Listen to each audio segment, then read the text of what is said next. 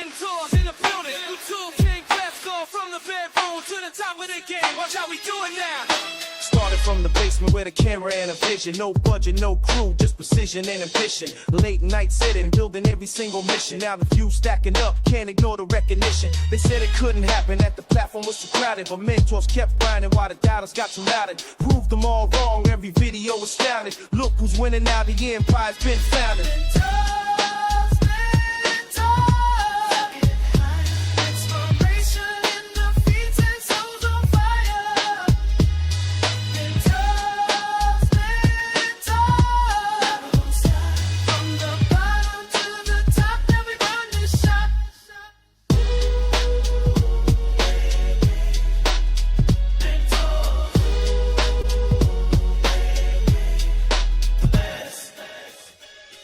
Yo, check the dedication, no negotiation. Every upload, celebration, building up a nation. Subscribers worldwide, feel the motivation. Mentors, they just content, it's a total transformation. Real, recognize real, and the fake can't compare. While they copy and they clone, this original's rare. Putting in the work daily, ain't no shortcuts here. Quality and passion, that's the reason we're clear.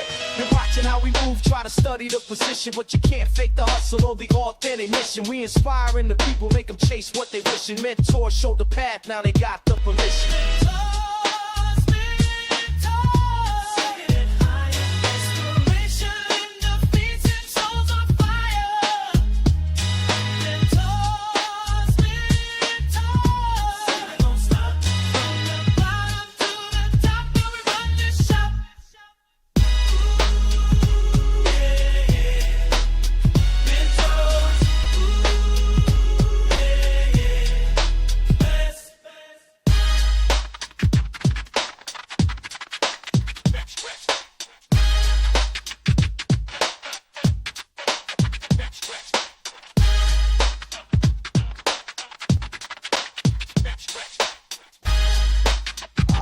Yeah.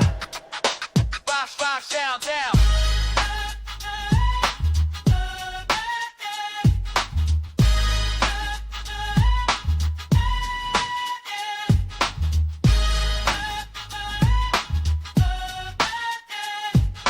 It's going to be a hip-hop night tonight. And this goes all the way out to Miss Kia. I got challenged in the break room. So I was like, you know what, let's do a hip-hop stream.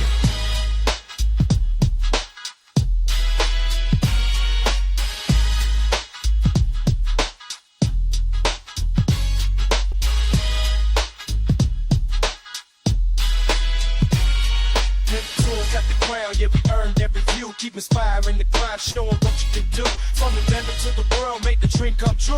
This is just the beginning, watch what's coming through, yo.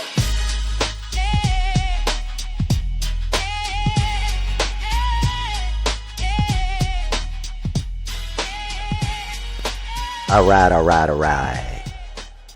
Yeah, I got about like 8 more songs lined up, so I'll do a little mixture of these during the night. We'll plug some of these in.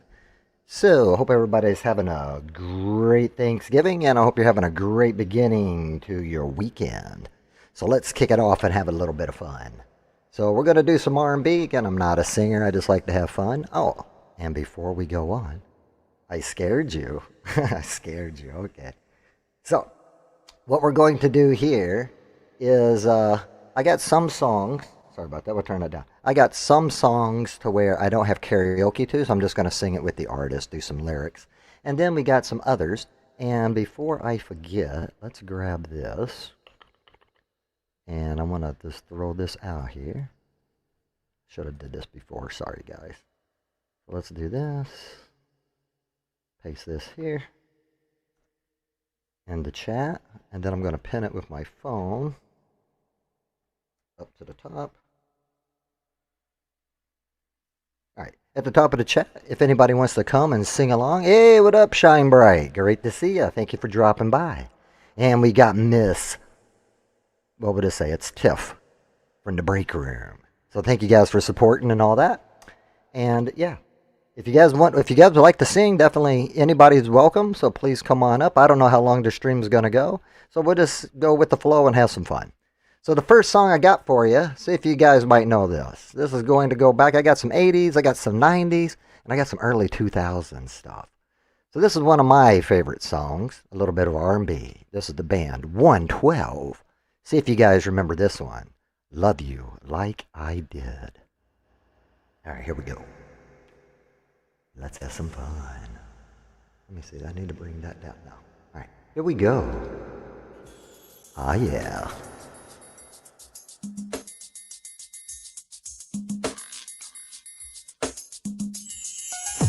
And if you guys could tell me if the music's too loud over my voice, okay? Here we go. Tell me who's gonna look at you and love you for the person you are. Tell me who's gonna understand that sometimes you can take things too far. Tell me who's gonna be there when times are good and when they are bad. Tell me who's gonna love you, girl, the way I loved you. Tell me who's gonna be right there to wipe her tears whenever you cry. Tell me who's gonna talk it out, make sure everything is alright. Tell me who's gonna call you on the telephone when you're all alone. Tell me who's gonna love you, girl. Ain't nobody gonna do the things I did. Ain't nobody gonna kiss the way I kiss. Ain't nobody gonna spin the way I spin. Ain't nobody gonna love you like I did. Ain't nobody gonna be a fool for you. Ain't nobody gonna open no doors for you. Ain't nobody gonna do what I went through. Ain't nobody gonna love you like I did. Needed a friend, girl, I was right there for you. Anytime you needed love, you could call on me for that too. There is nothing that I wouldn't do for you. Love you, girl, the way I love you. Everything you always wanted, girl, you know, bring it to you. Never had to worry, cause you knew I would take care of you. You may find another man, but can't nobody love you the way I love you. Do the things I did. Ain't nobody gonna kiss the way I kissed. Ain't nobody gonna spin the way I spin. Ain't nobody gonna love you. Ain't nobody gonna be the fool for you. Ain't nobody gonna open no doors for you. Ain't nobody gonna do what I went through. Ain't nobody gonna love you.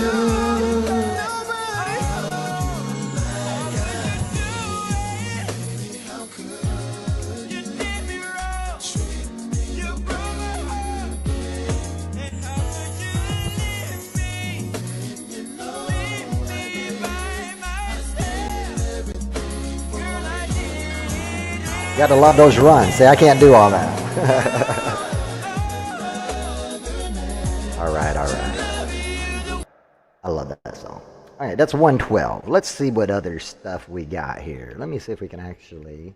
Ooh, that's a good one, too. All right, this one's another banger. I know a little bit of it, okay? So, we'll just sing along, listen to the artist, and we can have a little bit of a party. Miss Mary J. Blige with Come to Me with Peace. Here we go. Ah, yes.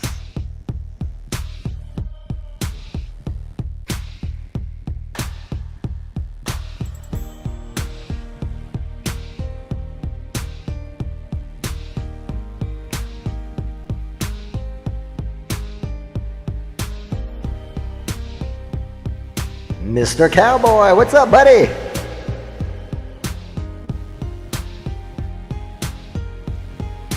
That was love, that was then, that was a miracle. I chased you, you chased me. This is how these things go. I was broken, you were scared, but you stayed by my side. Yeah, I was yours, you were mine. Seen we last forever, oh yeah. I'd be the one you need, you would be the one I married. And I'm just trying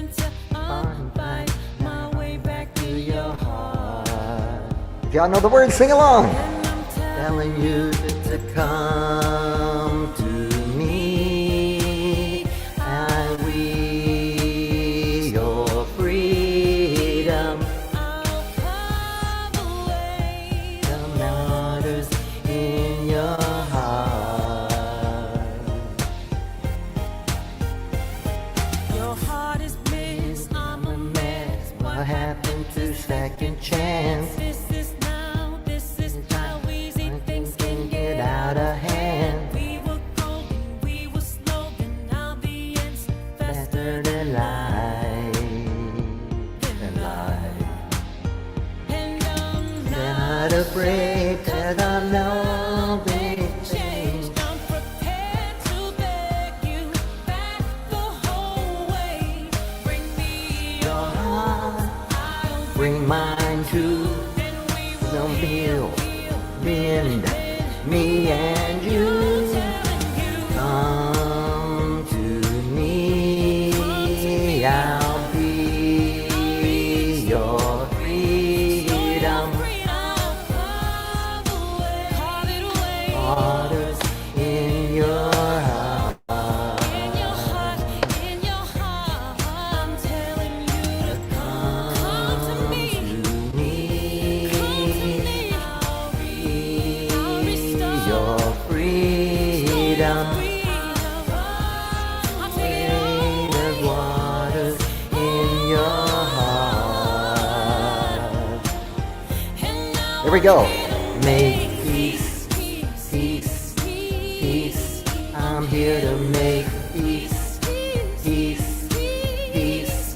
I'm here to make peace, peace, peace. I'm here to make peace. Oh, I love it. Here we go.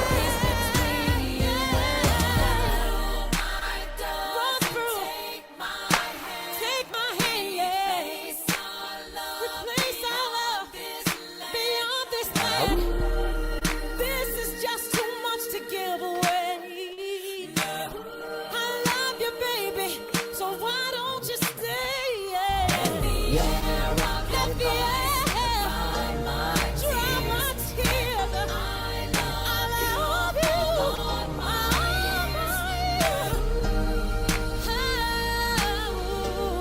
I love you. I love you. I love you. I love you. I want you to just come to me. Your freedom. I'll take it all. That's waters in your heart. Here to make peace, peace, peace. I'm here to make peace, peace, peace. I'm here to make peace, peace, peace. I'm here to make peace, peace, peace. Between you and I, wanna make peace with you, baby. Love her I voice. don't wanna fight. I just wanna do everything right. Show me how to make peace with you. I do. I think we got one more wanna from Mary J. peace with Let's see. Ah, yes. See if we all know this one. This is going to be the karaoke. See if we can do it. For all you that doubt yourselves, never doubt yourself. You can rise above.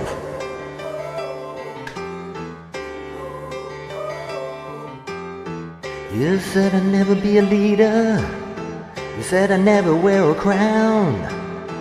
If I want to be someone, I should learn to settle down. I tell myself, want myself.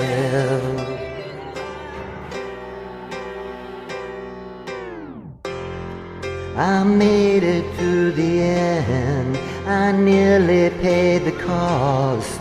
I lost a lot of friends. I sacrificed a lot.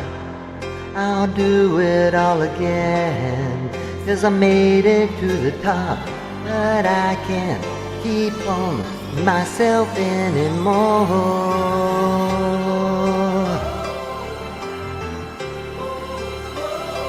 Can't keep doubting myself. You're looking like a leader. Now you're staring at a queen. You said I'll never be someone, but I'm pulling all the strings. Won't back down, can't turn me round. So no one's stopping me, I made it to the end. I nearly paid the cost, I lost a lot of friends, I sacrificed a lot. I'll do it all again, 'cause I made it to the top. I can't keep doubting myself anymore.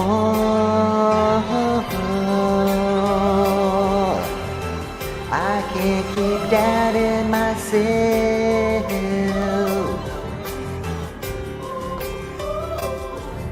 Hey, Neo!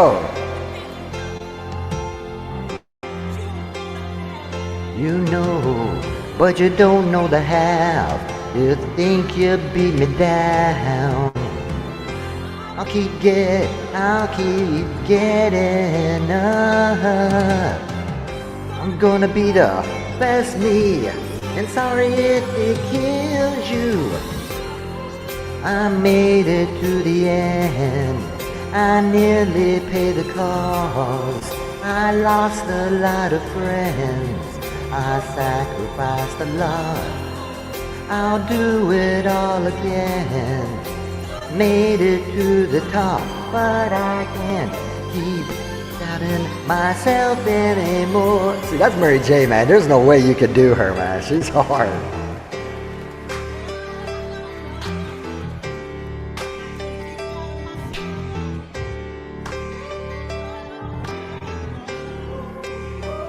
Alright, that song goes out to anybody that thinks you can be held back.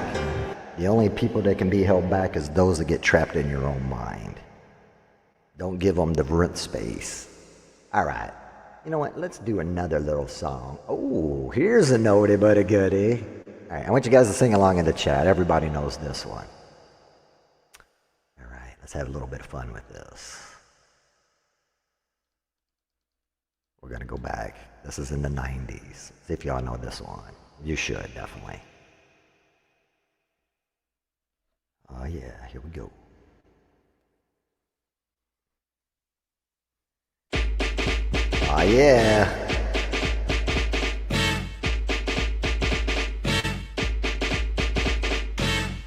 Yeah, Spider-Man freezing full effect. Uh-huh.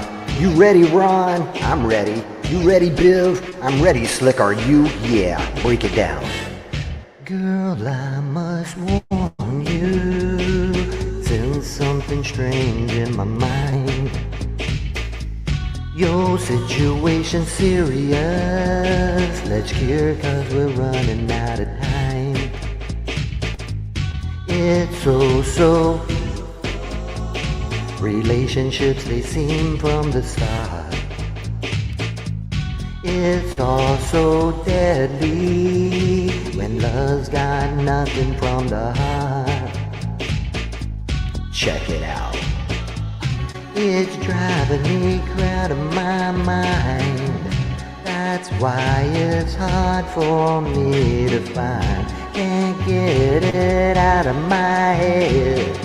Miss her, kiss her, love her. That girl is...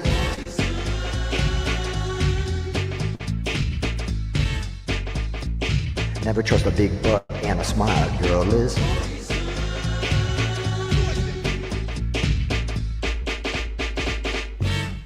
If I were you, I'd take precaution before I start to meet a fly girl.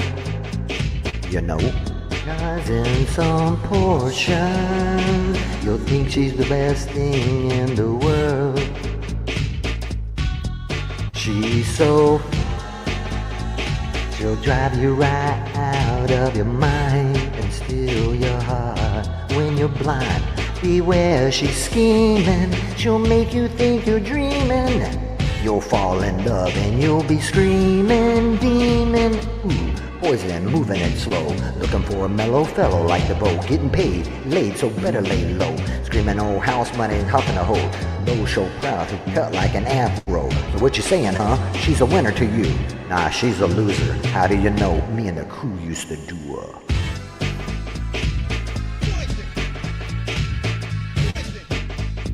There we go, y'all remember that?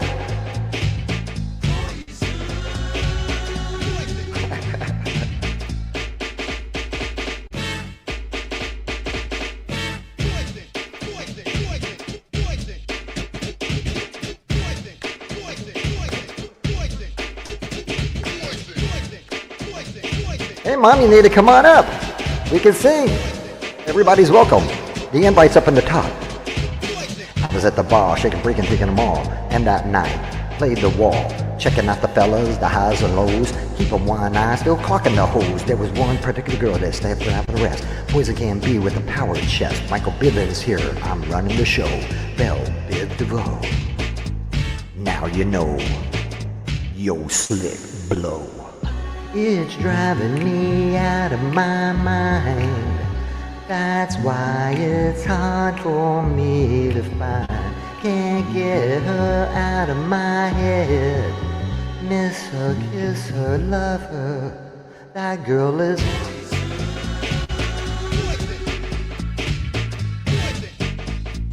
You never trust a big butt and a smile.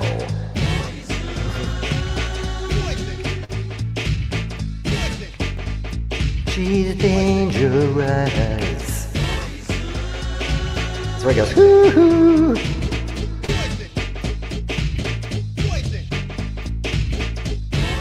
Yo, fellas, that was another dope one. You know what I'm saying, Mike? Yeah, BBD in full effect. Yo, what's up? Ralph T, Johnny G, and I can't forget our boy Bobby Brown and the whole NE crew. Aha! That goes high. That was fun. All right, let's see. What other goodies do we got here? Let's see. All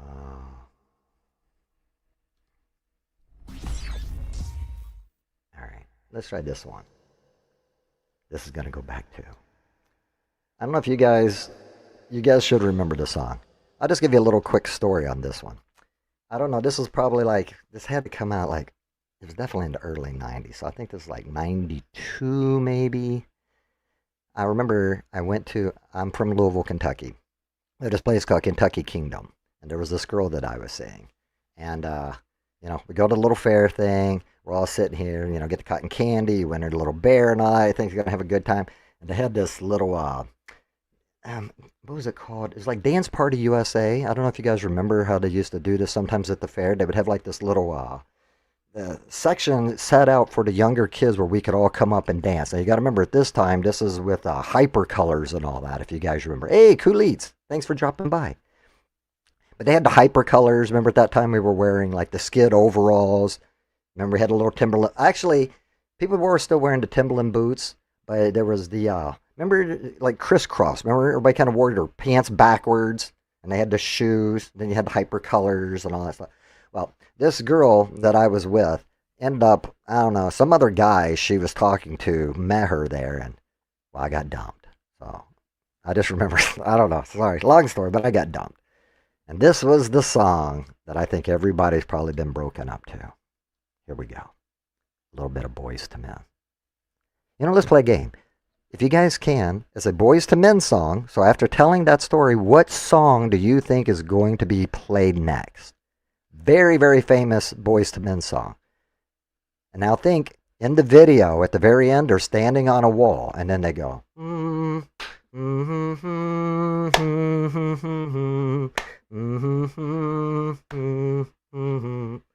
right, here we go.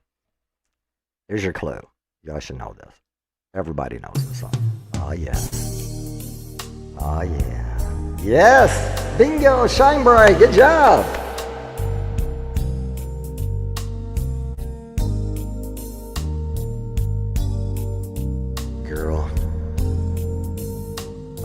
Hold on. I got to change the key.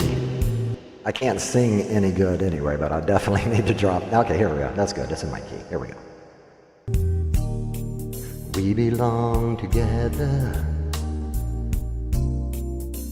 and you know that I'm right. Why do you play with my heart? Why do you play with my mind? Said we'd be forever, said it'll never die. How could you love me and leave me and never say goodbye? When I can't sleep at night without holding you tight. Girl, each time I try, I break down and cry. Pain in my head, I'd rather be dead. Spinning around and round. Although we've come to the end of the road, still I can't let go. It's unnatural. You belong to me, I belong to you. To the end of the road, still I can't let go. It's unnatural. You belong to me, I belong to you. Girl, I know you really love me. You just don't realize. His voice was deep. You've never been there before. It's only your first time. Maybe I'll forgive you, and maybe you'll try. We should be happy together forever, you and I. Will you love me again like you loved me before? This time I want you to love me much more. This time instead, just come to my bed. And baby, just don't let me. Although we've come to the end of the road, still I can't let go. It's unnatural. You belong to me, I belong to you. Come to the end of the road, still I can't let go. It's unnatural. You belong to me, I belong to you. Come to the end of the road, still I can't let go. It's unnatural. You belong to me, I belong to you. Come to the end of the road, still I can't let go. It's unnatural. You belong to me, I belong to you. Come to the end of the road, still I can't let go.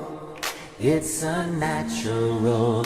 You belong to me, I belong to you. All right. And ladies and gentlemen, I got a treat for you. We have our first guest. Can anybody guess who this is? It's a very special person. It's the person that challenged me to do the R&B. So please welcome with me, everybody, Miss Kia. Welcome to the stage. Here we go. 1 second, Kia. Let me change my mic so it don't echo on us. Welcome, Miss Kia. How are you? I'm good, mentors. Thank you. How are you? I'm doing great. Are you gonna sing for us, or would you just No, like to I sit? was gonna sing with you on the Boys to Men, so I thought you would bring me up with you at that time. But it's Oh, fine. What are you gonna play next? well, actually, because if you want, I could actually put lyrics on the screen. Sometimes there might be a little bit of delay, so if you can't see the lyrics, I could put the lyrics on the screen, and then you could sing along with the lyrics. You should be able Yeah, to hear the that'll be music. great. Cause I was just saying I may not know some of the songs that you play. Well, do you have any songs that you would like? I could pull anything up. Uh See, I'll just give a little hint of some of these songs I got. Okay, we got stuff that goes all the way back to the '80s. So if you guys remember, like Troop, you remember that? All I yep. do is think of you. See, right? And then you got Spread My Wings. I got some New Edition. I love New Edition. I grew up with New Edition. And we got see the next one I was getting ready to do some Mister. You can't do R&B without Gerald Levert, right? So the one I got here is I'll do anything and everything to fall in love. Y'all remember that song? Who is that? Gerald Gerald Levert. Levert. Oh yeah. Yeah, definitely. Troop, Okay, yeah, and the other song, what was the other song? Spread My Wings. I let's like spread that my one. wings. I like So that one. I like Gerald Levert. Come on.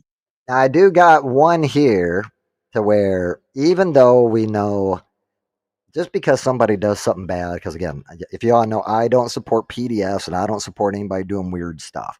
But this guy, I don't care if people like him or not, but we're gonna have to go, um, R. Kelly. bingo. I can't remember. I knew I when you can't hesitated, sleep, you was like, I babe. don't want to I support can't nobody that think, do babe. bad stuff. Yeah, see, and Yeah, it's like, I'm cool with that. I yeah, see, mean, so we got some R. Kelly. We've got, I'll listen oh, to his music and I'll let the government take care of him, but I'm gonna still listen to this music. right. And that's Yeah, why I let's always, see. and I like any type of music. So I don't want people, because, sometimes they're like, well, if you post somebody, you must be one of those. And I was like, No. I loved Mm-mm. Aaliyah growing up too. I was like, the whole thing was weird. And actually, Right. on that topic, if people don't know, I don't know if you all follow like, what's her name? Is her name Cougar? The one that does all the conspiracy stuff. She always comes up during the whole Diddy trial. Jaguar Wright. I, Oh yeah, she kind of nutty a little bit, but she can sing but a little bit too. but she's came down some stuff because I actually thought about it. Do you remember back in the day with Jay Z? You remember Foxy Yeah, Brown was coming up at the same time. I never right. realized I had this Little Kim and all them. I had Foxy Brown's album. I didn't realize, she was only like 16 when that album came out. No, I didn't. So if you actually look at that, remember Jay was very close to Foxy. So I do Mm, think there was a little bit of stuff. I'm not a big Jay Z fan. I like yeah, older Jay Z. I didn't really like. I'm like Hard Knock Life and stuff. Older Jay Z. And then right. like since I'm down in the South, I represent Dirty South. So I'm more like Little Wayne and all that stuff. And then like you got Loonies and stuff like that. That's rap and stuff. But who else do I got here? Let me look at. Okay, yeah, Troop Spread My Wings. All I do is think of you. We have ooh old Levert. Okay, we got Gerald Levert. Then we got Levert. Oh yeah, I'm not I'm your definitely a Levert fan. Casanova. Yeah, Casanova. Yeah, so any of that is good. Anything that you said so far, I like. So All right, you can play any of it, and I'm ready. all right. I'll kick one up. You singing One, with me, right? yeah, yeah, we can do it. Like I said, Okay. I'm not a super great singer either, but Oh, we'll. it don't matter. Me neither. We just having fun. Right, that's all this is. It's like it's just like being at a bar, right? So Yeah. here's another cool song too. It's a song that I'll play, and maybe you might be able to sing it because it is a girl song. Do you remember a song? Uh, Every day I think about is you. Remember Tatiana Lee? She was Yeah, on from Fresh Prince of Bel Air. she was Will Smith's little niece on But Fresh she came Prince. out with one album, and that was her big hit song called "Daydreaming." Hmm. I I don't like know. one hit wonders and like rare songs, so I grew up like. And then you have Montel Jordan. Do you remember him? Not Montel Yep. Jordan, but Jeremy Jordan. He was the white kid that was on 90210. It's the right kind of love. It's the right kind of night. No, I don't I know don't know if that's that. even R&B. Oh, and then we got the new edition. I got some Ralph Tresvant. I'm a big Ralph Tresvant fan. So let's do. How about we do? Okay, want to start with the Gerald Levert? I give I'm anything. I'm fine with that. All right, let's do that. Let me see if I can. Oh, you know what? How am I gonna? Uh, 'Cause I forgot I'm on a second screen. Let me see if I can remote in real quick. Let me see. And I might be able to just look it up. Yeah, I'll just look it up here and I'll share my screen here. I'll bring this tab over here. I'm going to see if you can see this screen. Okay. Yeah. All right. So let me go here and we'll go presenter invite. And we're going to share my screen. And I want to make sure we're sharing. I'm thinking I'm going to share the audio tab. This will be a trial. So if you guys are hearing an echo, let me know and I'll have to come off because I'm sharing through Yeah, that'll be fine. my sound card, and then it might also be playing from my computer. So we'll see how this works. All right, so let's share my screen here. Pick that screen, share. And now let me bring this up to the thing. Add to stage. Okay, can you see that? You can see the Google, right? I can. Okay, so let me see if we can look this up here.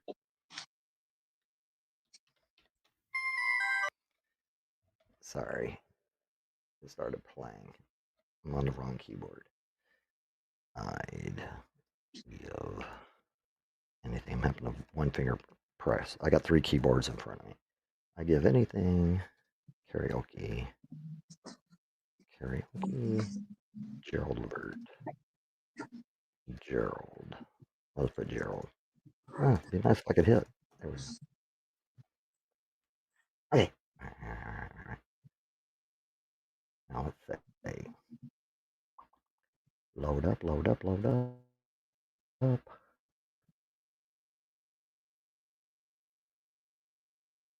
I see it. It looks good. Very visible. Alright, now let's see if we can hear the music. Just tell me if this Uh-oh. echoes, everybody.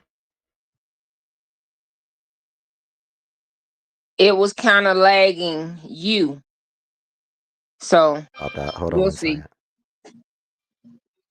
Okay, let's try this. Alright.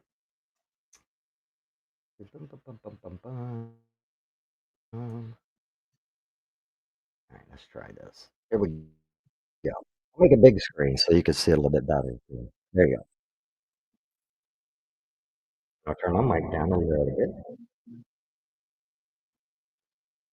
The lyrics don't move, so you kind of got to know how the song goes. Mm-hmm. You start with me now, cause I'll just have Someone to pick who up could where I know where turn my how the song goes. life around. Someone who could make me feel the way I used to feel. But you never come. I'm trying to get it. Searching, but there's no one to dare to talk about. You see my mouse? And all Um, that's what I I do. really want Well, it won't play any music with it. is just one true love. I believe anything and everything, Everything. all in love. You do it. Go ahead. Just this one time, I like to find what I've been dreaming of. I know. I kind of have to have some music in my ear to make me go. I don't hear any music though. I give anything. Oh, you can't hear the music? Not at all. Nothing. Hold on one second. So you're not hearing the music on your end? Hmm. Why can you not hear? Let me check the tab again. Okay, I'm going to remove this off. I'm going to share the screen again. The StreamYard usually will let me share the audio. Let me see. Okay, we're going to. Uh-huh. Okay, add the screen. And I should be able to look at the settings. Okay, let me stop that again. 1 second here. Let me try to open it up again. I don't know why it's not doing it. Share screen.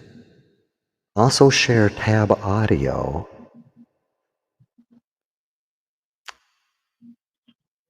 It should be playing straight. See, I'm hearing it on my end. That's why I'm not understanding. Yeah. Okay, Because it's clicked on me. when you started singing, I didn't even know it had started because I heard nothing. Okay, let me try it one more time. Tell me if you can hear the music this time, okay? Let's see. So there it is. I'm going to bring it. See, I wonder if I remote in to the other side. Let me see here. Can you hear any music playing right now? Yes.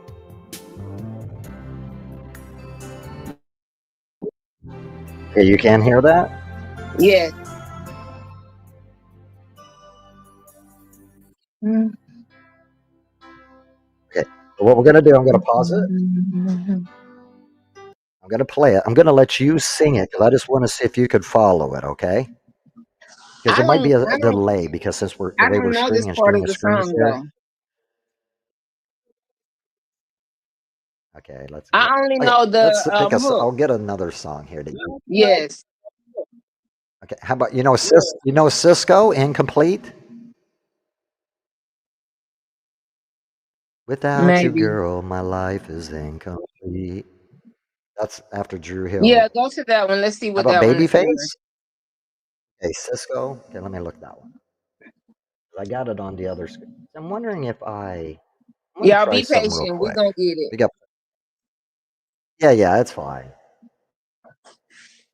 Because normally when I do it, you usually have your own karaoke. That's the thing. I'll But we'll do it. We'll do be able to do it. anything and everything to find. I like So let's do Cisco Incomplete.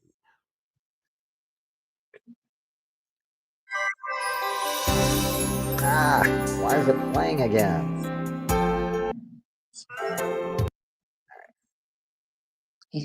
that one. All right. So I can get you the music. It's just I want to make sure you get the lyrics on the screen.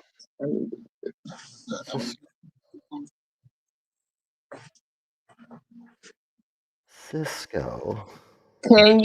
Do you have like, but see, I'm a girl, so I be liking neo soul type stuff. I like Erica Badu, Whitney Houston. Um, Well, I okay, okay, I'll pick a song just for you. So let's do one that you want. So what do you? let's What's one of do your favorite songs? I don't have a favorite. Um, Do you know that one? the What was it? Keep your Fugees. record. Let's do the Fugees. Oh, Fuji's. Oh wait, You so this remember Lauren the one Hill? with the girl, Lauren Hill? Yeah. I'm trying to think of the name of that Okay, so song. You what? know what So I'm what? talking Like you're just too good to be true. Can't take about. my What's the eyes off song? of you. Da dum da dum da da da Killing Me da da Softly. da. Killing Me Okay, killing me Softly. softly. Killing me softly with his words. Yeah, Fuji's. Okay, pull this one up. Now, there's an extra thing I do because again, I'm not a singer. You sound like you're a singer, No, so I'm you got not, a but good I like voice. to So, sing. oh, what we could do here is, if you need, I I can know drop I the kind of pitch know this down. one, So so I right won't have here, trouble. I can. So if it's too high, I regular key, drop it. So with the volume, when you ask me, can I hear the We'll try volume? regular key. If it's too high, let me know. Oh no, I was gonna tell you I like it a little high. The Well, I have it. sound anyway. Okay, okay. I'll leave it in regular key here then. Okay, I'll bring it here full screen. All right.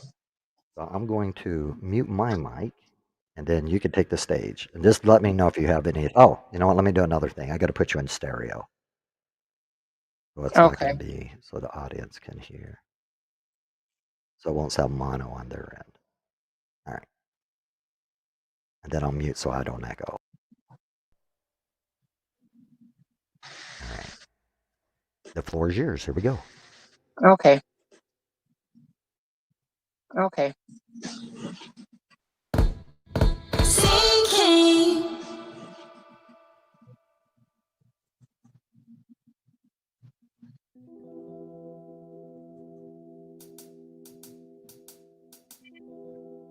Drumming my pain with his finger. Drumming my pain with his singing finger. My life with his words. Singing my life with his killing words. Mentors.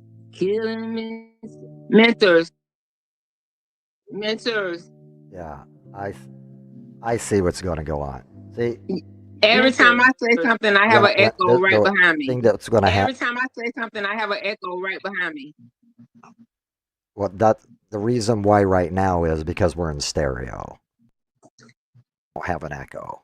Now you won't have an echo. See, when I put it in stereo, that's where you will hear the echo.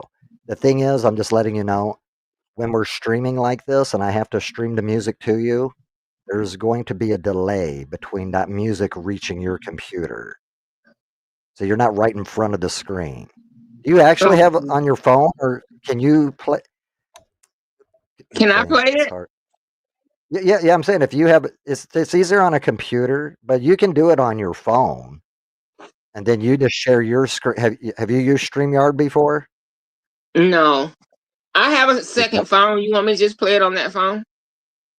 Yeah, you could do that because with me streaming it to you, there's going to be a delay. So I saw when you were singing, you're going to be a verse behind. Okay, yeah, that's exactly what I was doing. All right, yeah, we can try that. All right, let me remove this. All right, and then I'll put me back in normal mode. All right, yeah, just let me know when you're going to sing, and I'll put you in stereo. I'm using a sound card, so that's why I can. Okay, I'm pulling it up now. All right. And this karaoke here is Sing King on YouTube.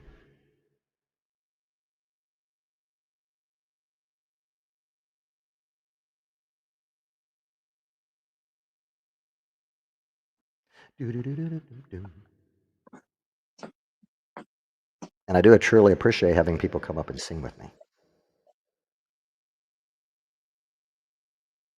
Sing King.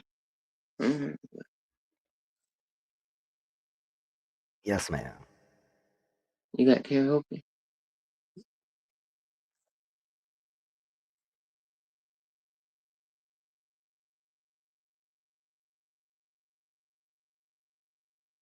And while I'm doing that, I'm going to hand out, in the Philippines, they call these jackets, but they're going to be, can I do it over here? I think I can. Yeah. So if you guys have YouTube channels, you guys can follow each other. So just like mod rows. So Shine, I just gave you one, and Neo was here, so I'll give Neo one. You could go ahead and sing another song if you want to, while I'm getting it. Oh, okay. Let's see. What do we got lined up here? Let's do...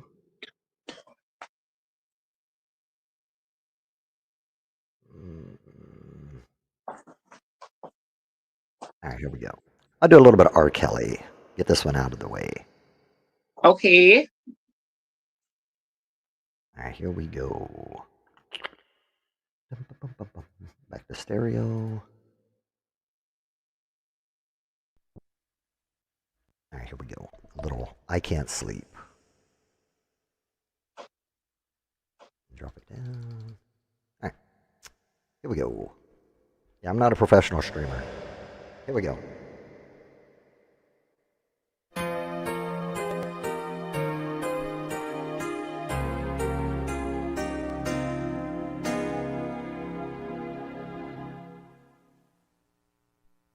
Girl, I must have been crazy to say that it was over. I had to be a fool to yell out we were through. And now I'm all lonely and feeling down and out, when I never meant for this to end. It was so crazy of me. Sometimes we say things that we really don't mean. Well, I'm sorry, baby. Bring your loving back to me. I can't sleep, babe. I can't think, babe. I can't live, babe. Without you in my life, I can't go on, babe. This is my song, baby. I don't wanna do nothing if I go away. I can't do nothing if you're not around. Oh, I must admit it, that things got out of hand when you told me that he was just a friend. I should have had my trust in you from the very start, 'cause I never meant for this to end. How can we get it back again? Oh, sometimes a man can say things that he really don't mean. Well, I'm sorry, baby. Bring your loving back to me. I can't sleep, babe. I can't think, babe. I can't live, babe. Without you in my life, I can't go on, babe. This is my song, baby. I don't wanna do nothing if I go away. Sweet Lily. And I can't do nothing if you're not around. Can we meet some talk about it? Oh baby, can we work it out? I'm not gonna let you go before I know that I can't sleep, babe. I can't think, babe. I can't live, babe. Without you in my life, don't wanna go on, babe. This is my song, baby. I don't wanna do nothing if I can't be with you, baby. I can't sleep, babe. I can't think, babe. Thank you, R. Kelly. Thank you for the good memories before you went to prison. That was nice though. That was nice though. Let's get back to your song. Let me take me out of stereo. Cause I'm still echoing. Not anymore. Right. Now, can on your side, on the StreamYard, do you see StreamYard on your Yeah. side? Yeah. Okay. If you've used StreamYard before, what you're going to do since you're getting ready to sing, I'm going to share my screen one more time just so you can see. So this is what we're going to do. Okay, here's the screen. This is my StreamYard. Okay. Right. Okay. Nobody try to hack me. Oh no, don't do that. All right, here's my screen. Okay. So what you're going to do on your StreamYard here, see where the settings are? You're going to click Yeah. this. And then what you're going to do is go to audio. See, I'm an echo, right? That's when you're talking, is when you stay echo. When we sing, you're going to unclick that and go into stereo. But Because I'm it'll be not. mono for the listener. You Yeah, saying before if the I had listener, StreamYard?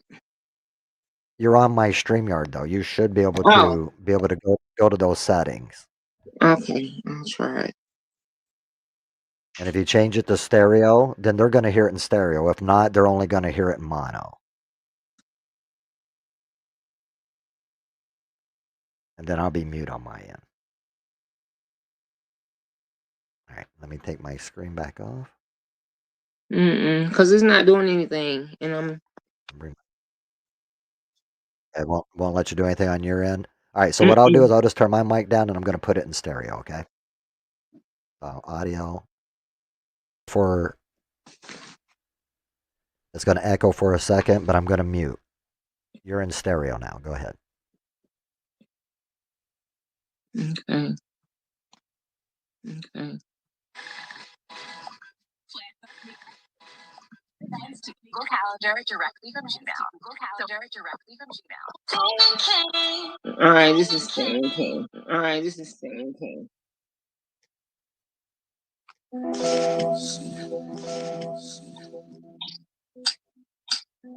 Can you hear this? Can you hear this?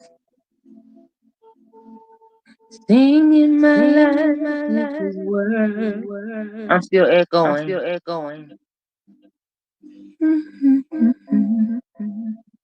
Still am.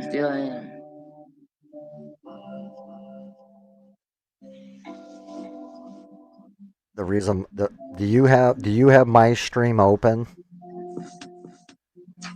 Do I need to close it? Yeah, because if you got my stream open, it's echoing back through your phone.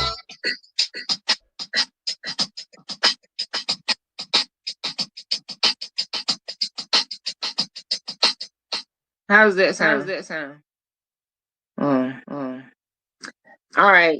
So you know what? I'm gonna give up and let somebody else get up here and sing. Because for some reason it's not working out for me.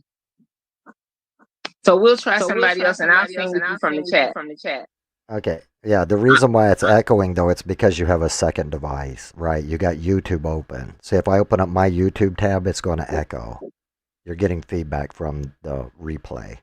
Oh. Okay. Let me see.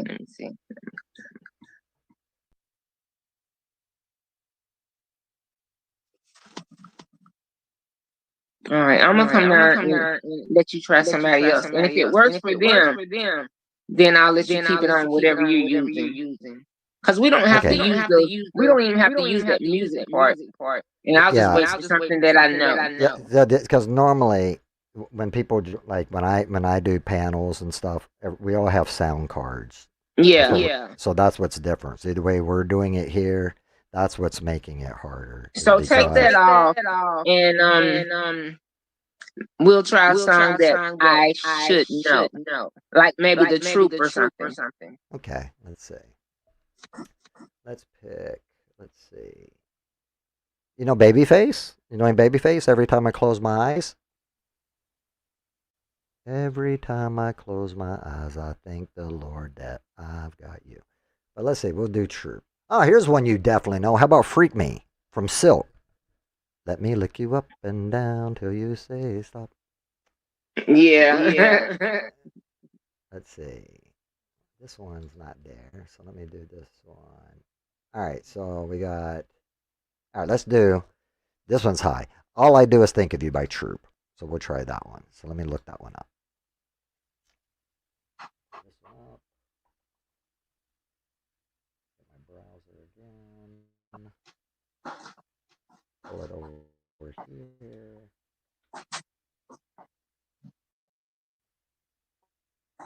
Troop. I said, do you have an actual request? Like a song that you definitely know? All these songs I know. Is there a certain song? Because there's a lot of these songs, like I know "Killing Me Softly," so I might know the lyrics too for the song that you actually know. Yeah. I know that. Killing me softly. Why am I still echoing? I don't have anything open. Let me look at the settings again. I know. Killing me softly. Okay, we'll do that one. Yeah. Okay, let's try that one again. Killing Me Softly. Midnight Train to Georgia. That was a good one too. I used to like to sing that at the karaoke bar. Okay, Midnight Train to Georgia. All right, okay. I know a little bit of that one. Let's do. No, We'll we do can Fuji's sing. here. Which one are we trying? Okay, you want to do Midnight Train to Georgia? Okay, let's try that one. Gladys Knight and the Pips. Okay, we'll do this one first then. All right, here we go. Pour this one up. In a midnight train to Georgia.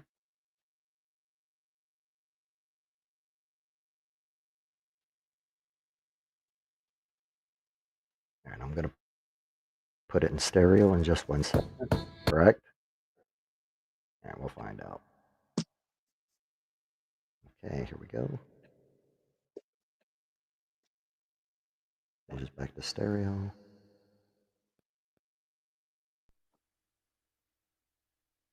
right, here we go.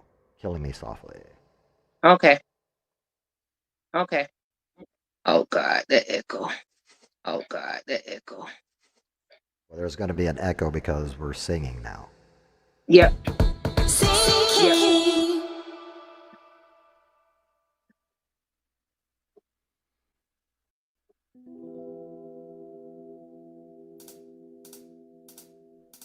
Strumming Running my my fingers, fingers, singing getting my my life life with with His His word, word, with His word, killing me killing me softly with softly with His His song, song, killing me killing me softly softly with His song, telling my whole life with His words, killing killing me me softly softly with with His His song. song.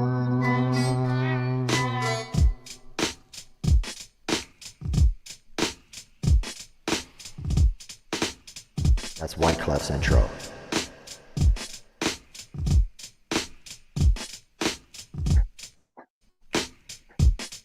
One time, one time.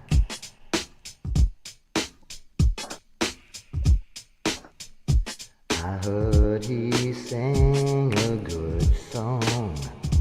I heard he had style.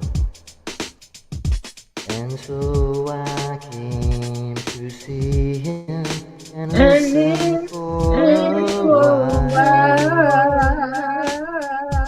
And there And he then he was, was this a young young boy, boy, stranger to a my stranger in my eyes, running my running my pain with pain his with his fingers. One time, fingers, two times, singing my singing my life life with with his His word, word, killing me killing me softly with softly with his His song, song, killing me killing me softly softly with His with song, his song, filling my telling whole my whole life with life, His word, killing killing me me softly softly with with his His song. song.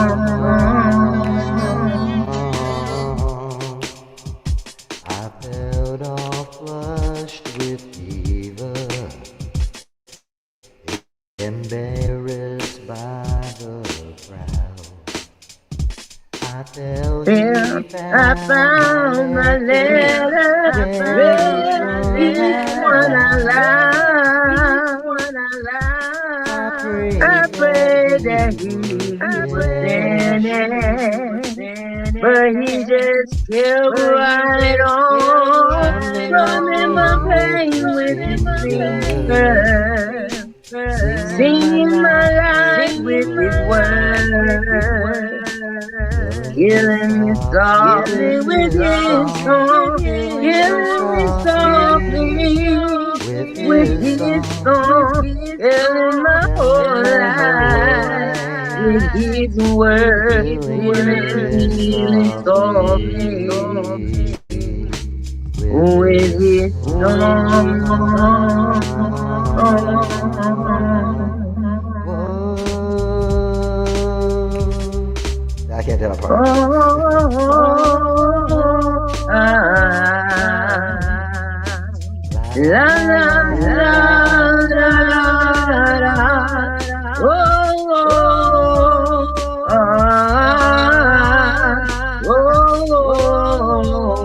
la la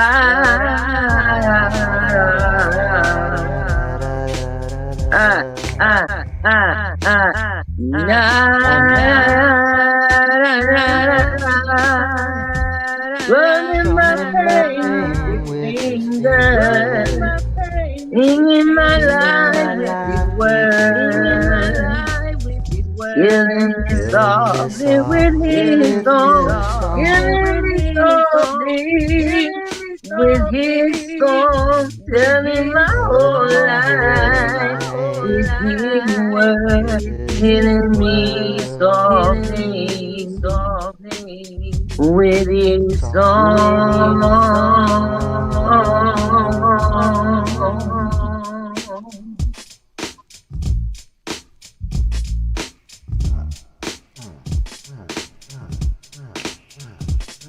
Hey, hey, hey, hey, go Brooklyn, go Brooklyn, go Brooklyn, go. You know any more Lauryn Hill songs? Because there's the other one. I think you might know. Do you know? What was the one? It was the I Can't Keep My Eyes Off of You. Let me go back to regular so we're not going to echo. Let me grab that. So you heard the echo too? Yeah. Oh God, yeah, it's terrible. Well, It's because you're when trying we're to oversing singing, the echo. yeah. No, it's because I'm I told you don't singing, have and to when have we're the words up singing, there's there. a delay. You can just sing the way you were when we first came on. Just you and music. That way hopefully we don't have this echo thing. Okay. I would try to do it from my end, but the thing is, what I'm trying to say, when you're on the stage, if you Mm-hmm. are not in stereo and you're in, like I said, if you got your mic on, we're going to have a Right. delay. I have headphones on. You don't have Oh, headphones on. So that music is going to come from your speaker, which is going to relay through my you want microphone. me to put headphones on? Oh, well, if you got headphones, that actually works a That lot helps better. you? One That helps second. both of us. Yeah. 1 second. This is audio. Yeah.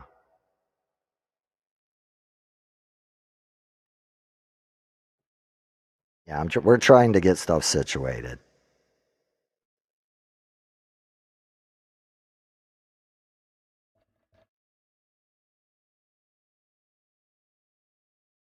See, and also for those that are actually, if you are listening and if you are streaming, when you're doing a streaming, you got somebody on your panel. If you're talking, that's fine.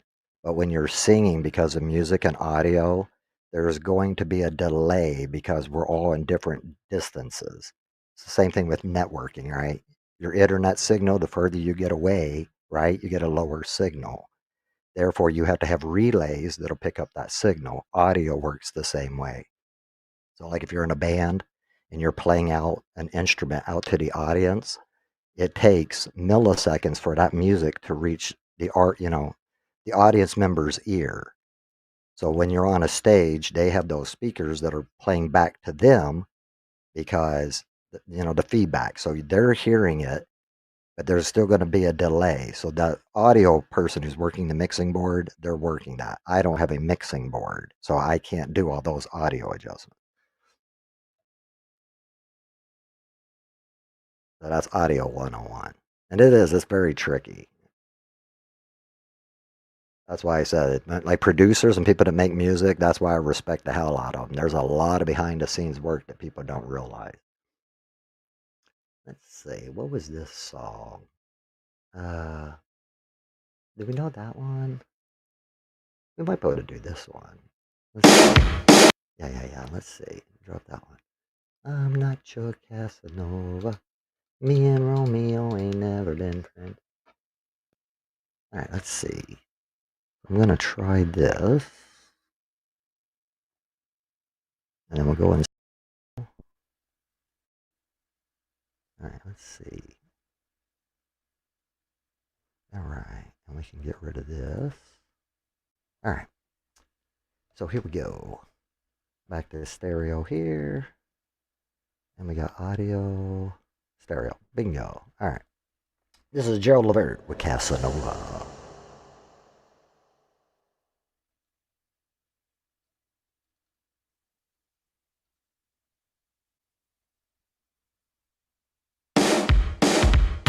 Oh yeah.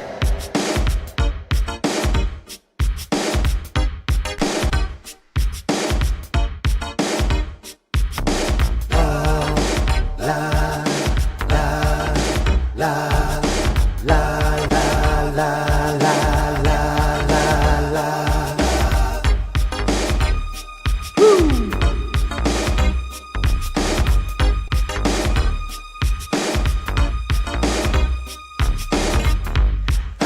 much on Casanova. Me and Romeo ain't never been friends. Can't you see how much I really love you? Gonna sing it to you time and time again. Oh, Casanova, Casanova.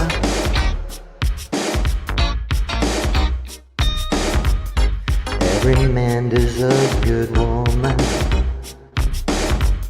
and I want you to be my wife.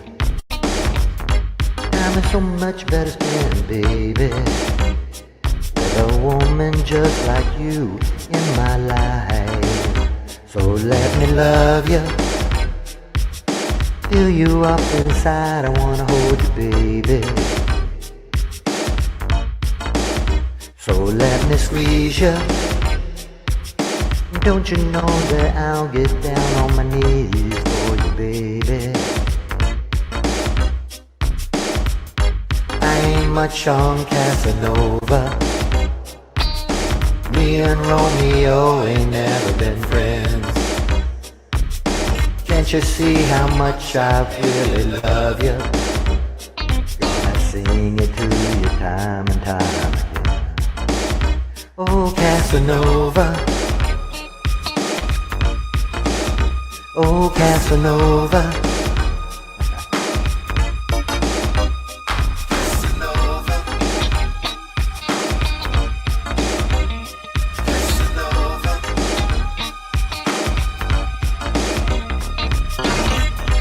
Every time I wanna see you, I can't find the words to tell you so. But I love, I love, I love, I love you, baby. And I just got to let you know how much I need you. Show you what you mean to me each day, baby. So let me hold you, keep you safe and warm. I'll be your sweetheart, babe. Baby, baby, baby. When I told you, girl, I'm an average guy, you seem to know just how I really feel. Let you go, and I need you to stay right here with me. I never knew love until you came along, oh Casanova, Casanova, Casanova, Casanova. Listen, baby, man, wanna please you too. I wanna make sweet love to you. Wanna be there when you feel alone, never let you go, oh Casanova, Casanova. Woo. Great song, great song. I had fun. Let's see, what other one do we got here? Why is that one in YouTube? Let me see if I go back. There it is. All right. Let's see if we can do this one. I'm gonna butcher this one, but I like it. We're gonna do a little bit of Cisco. This is his Exit from Drew Hill. All right, here we go. A little incomplete. Let's have some fun.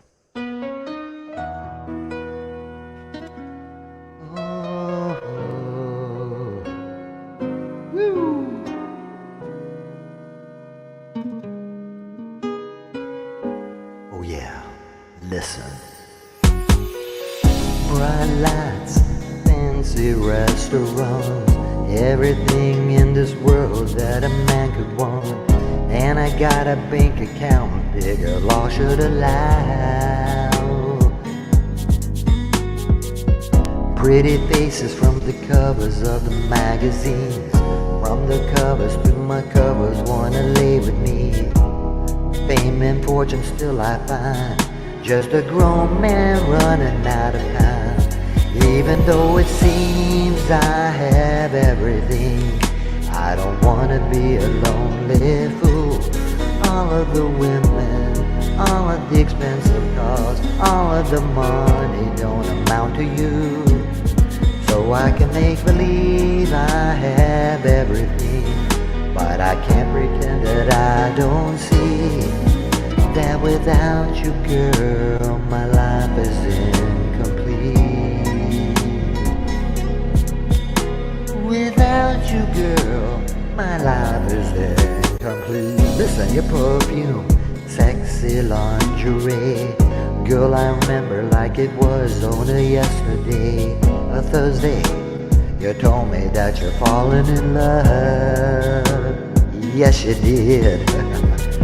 It's been a year, white summer, spring and fall, but being with you ain't no loving if it la la la. If I could travel back in time, I really live the days you were mine. Even though it seems I have everything, and I don't wanna be a lonely fool. All of the women, all of the expensive cars, all of the money don't amount to you. I can make believe I have everything, but I can't pretend that I don't see that without you, girl, my life is incomplete. Without you, girl, I just can't help loving you. I loved you much too late. I give anything and everything to hear you say that you'll stay. Seems I have everything, I don't wanna be a lonely fool. All of the women, all of the expensive cars, all of the money don't amount to you. I can't believe I have everything, but I can't pretend that I don't see that without you, girl, my life is incomplete. Even though it seems I have everything, I don't wanna be a lonely fool. All of the women, all of the expensive cars, all of the money don't amount to you. So I can't believe I have everything. That song goes so high. I did think of a song though while I was doing that one. So let's see. Actually, I'm going to take a potty break, but while I'm gone, I'm going to play another AI song that I created and see if you guys might like it. So let's see. This is called Believe in Mentors. So we'll see how this goes. I'll be right back. I'm going on a potty break. I'll be right back. Hopefully you guys like this one. Here we go. Whoops. Here you go.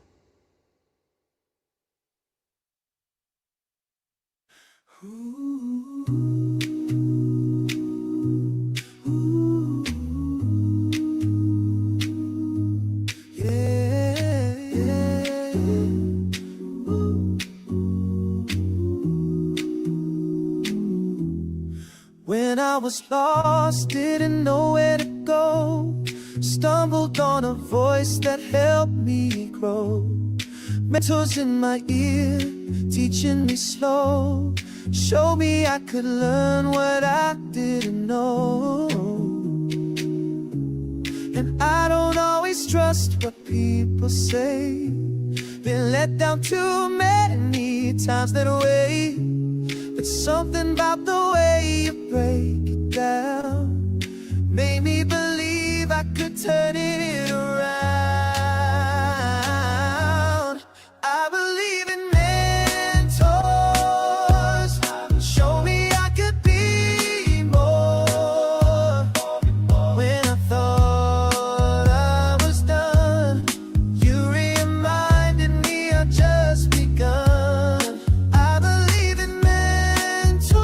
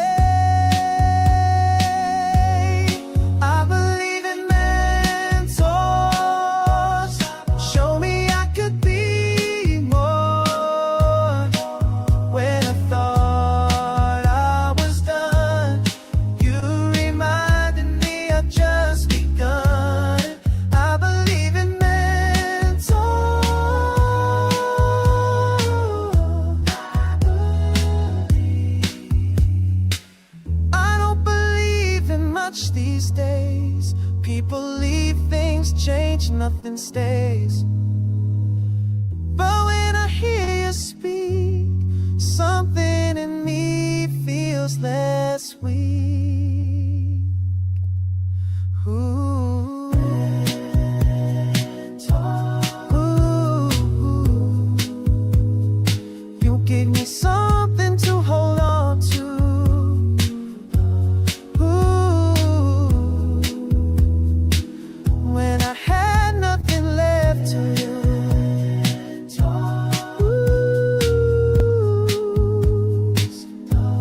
I believe. All right. We got a guest back again. I believe in you. Sorry, I had to step away for a minute.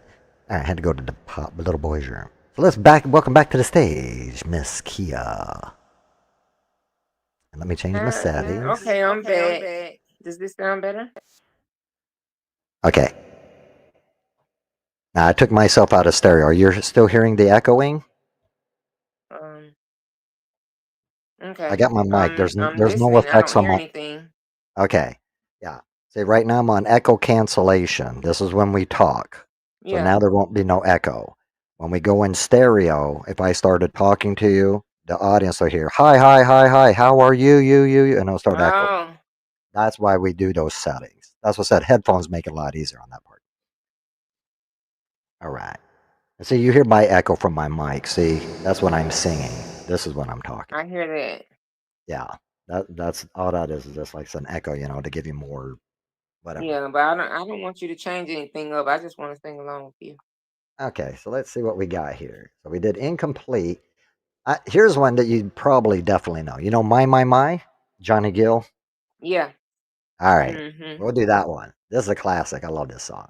And I'm definitely no Johnny Gill. No way close. Again, I'm not a singer. It's all fun. But let's see.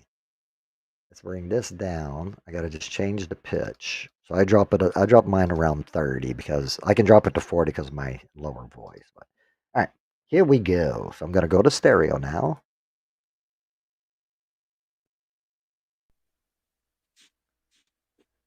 All right, now we're cooking with gas. Here we go, Mr. Johnny Gill with my. Here we go. Let's have some fun. Woo!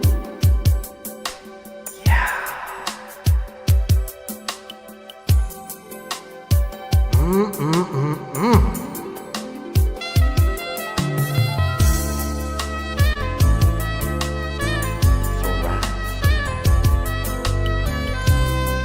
I just want to say,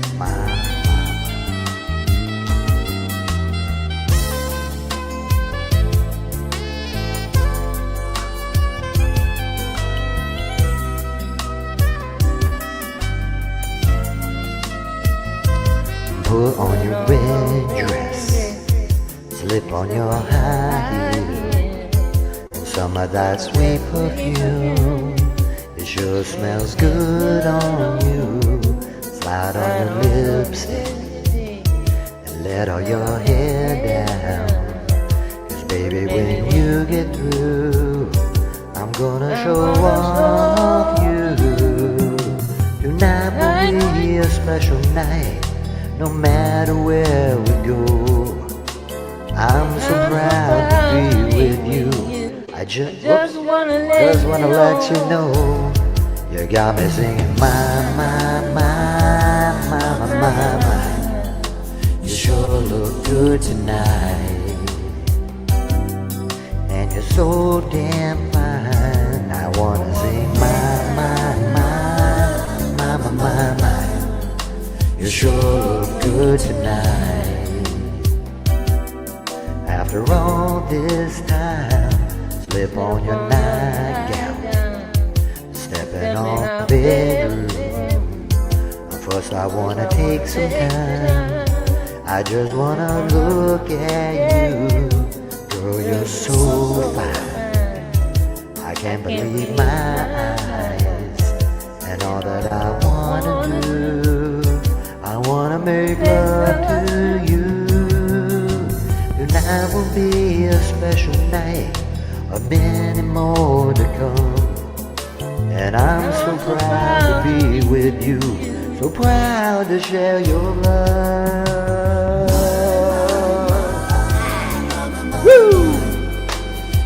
My, my, my, my, my, my, my, my, my, my, my, my. Make love all night long. Make love till the break of dawn. Come on, sweet little thing that you do. Dang it. You should do. Dang it. Should do. Should do. Should do. Should do. Do do do do do do. Should do. Do do do do do do. And I'm so proud to be with you. So proud to share your love.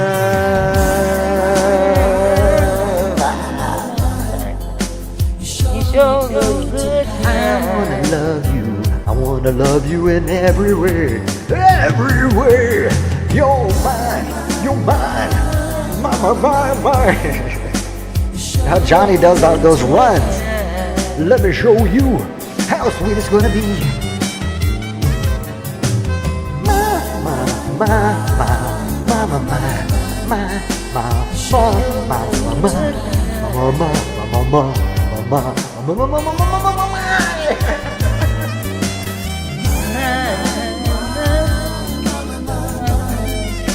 Sure good tonight.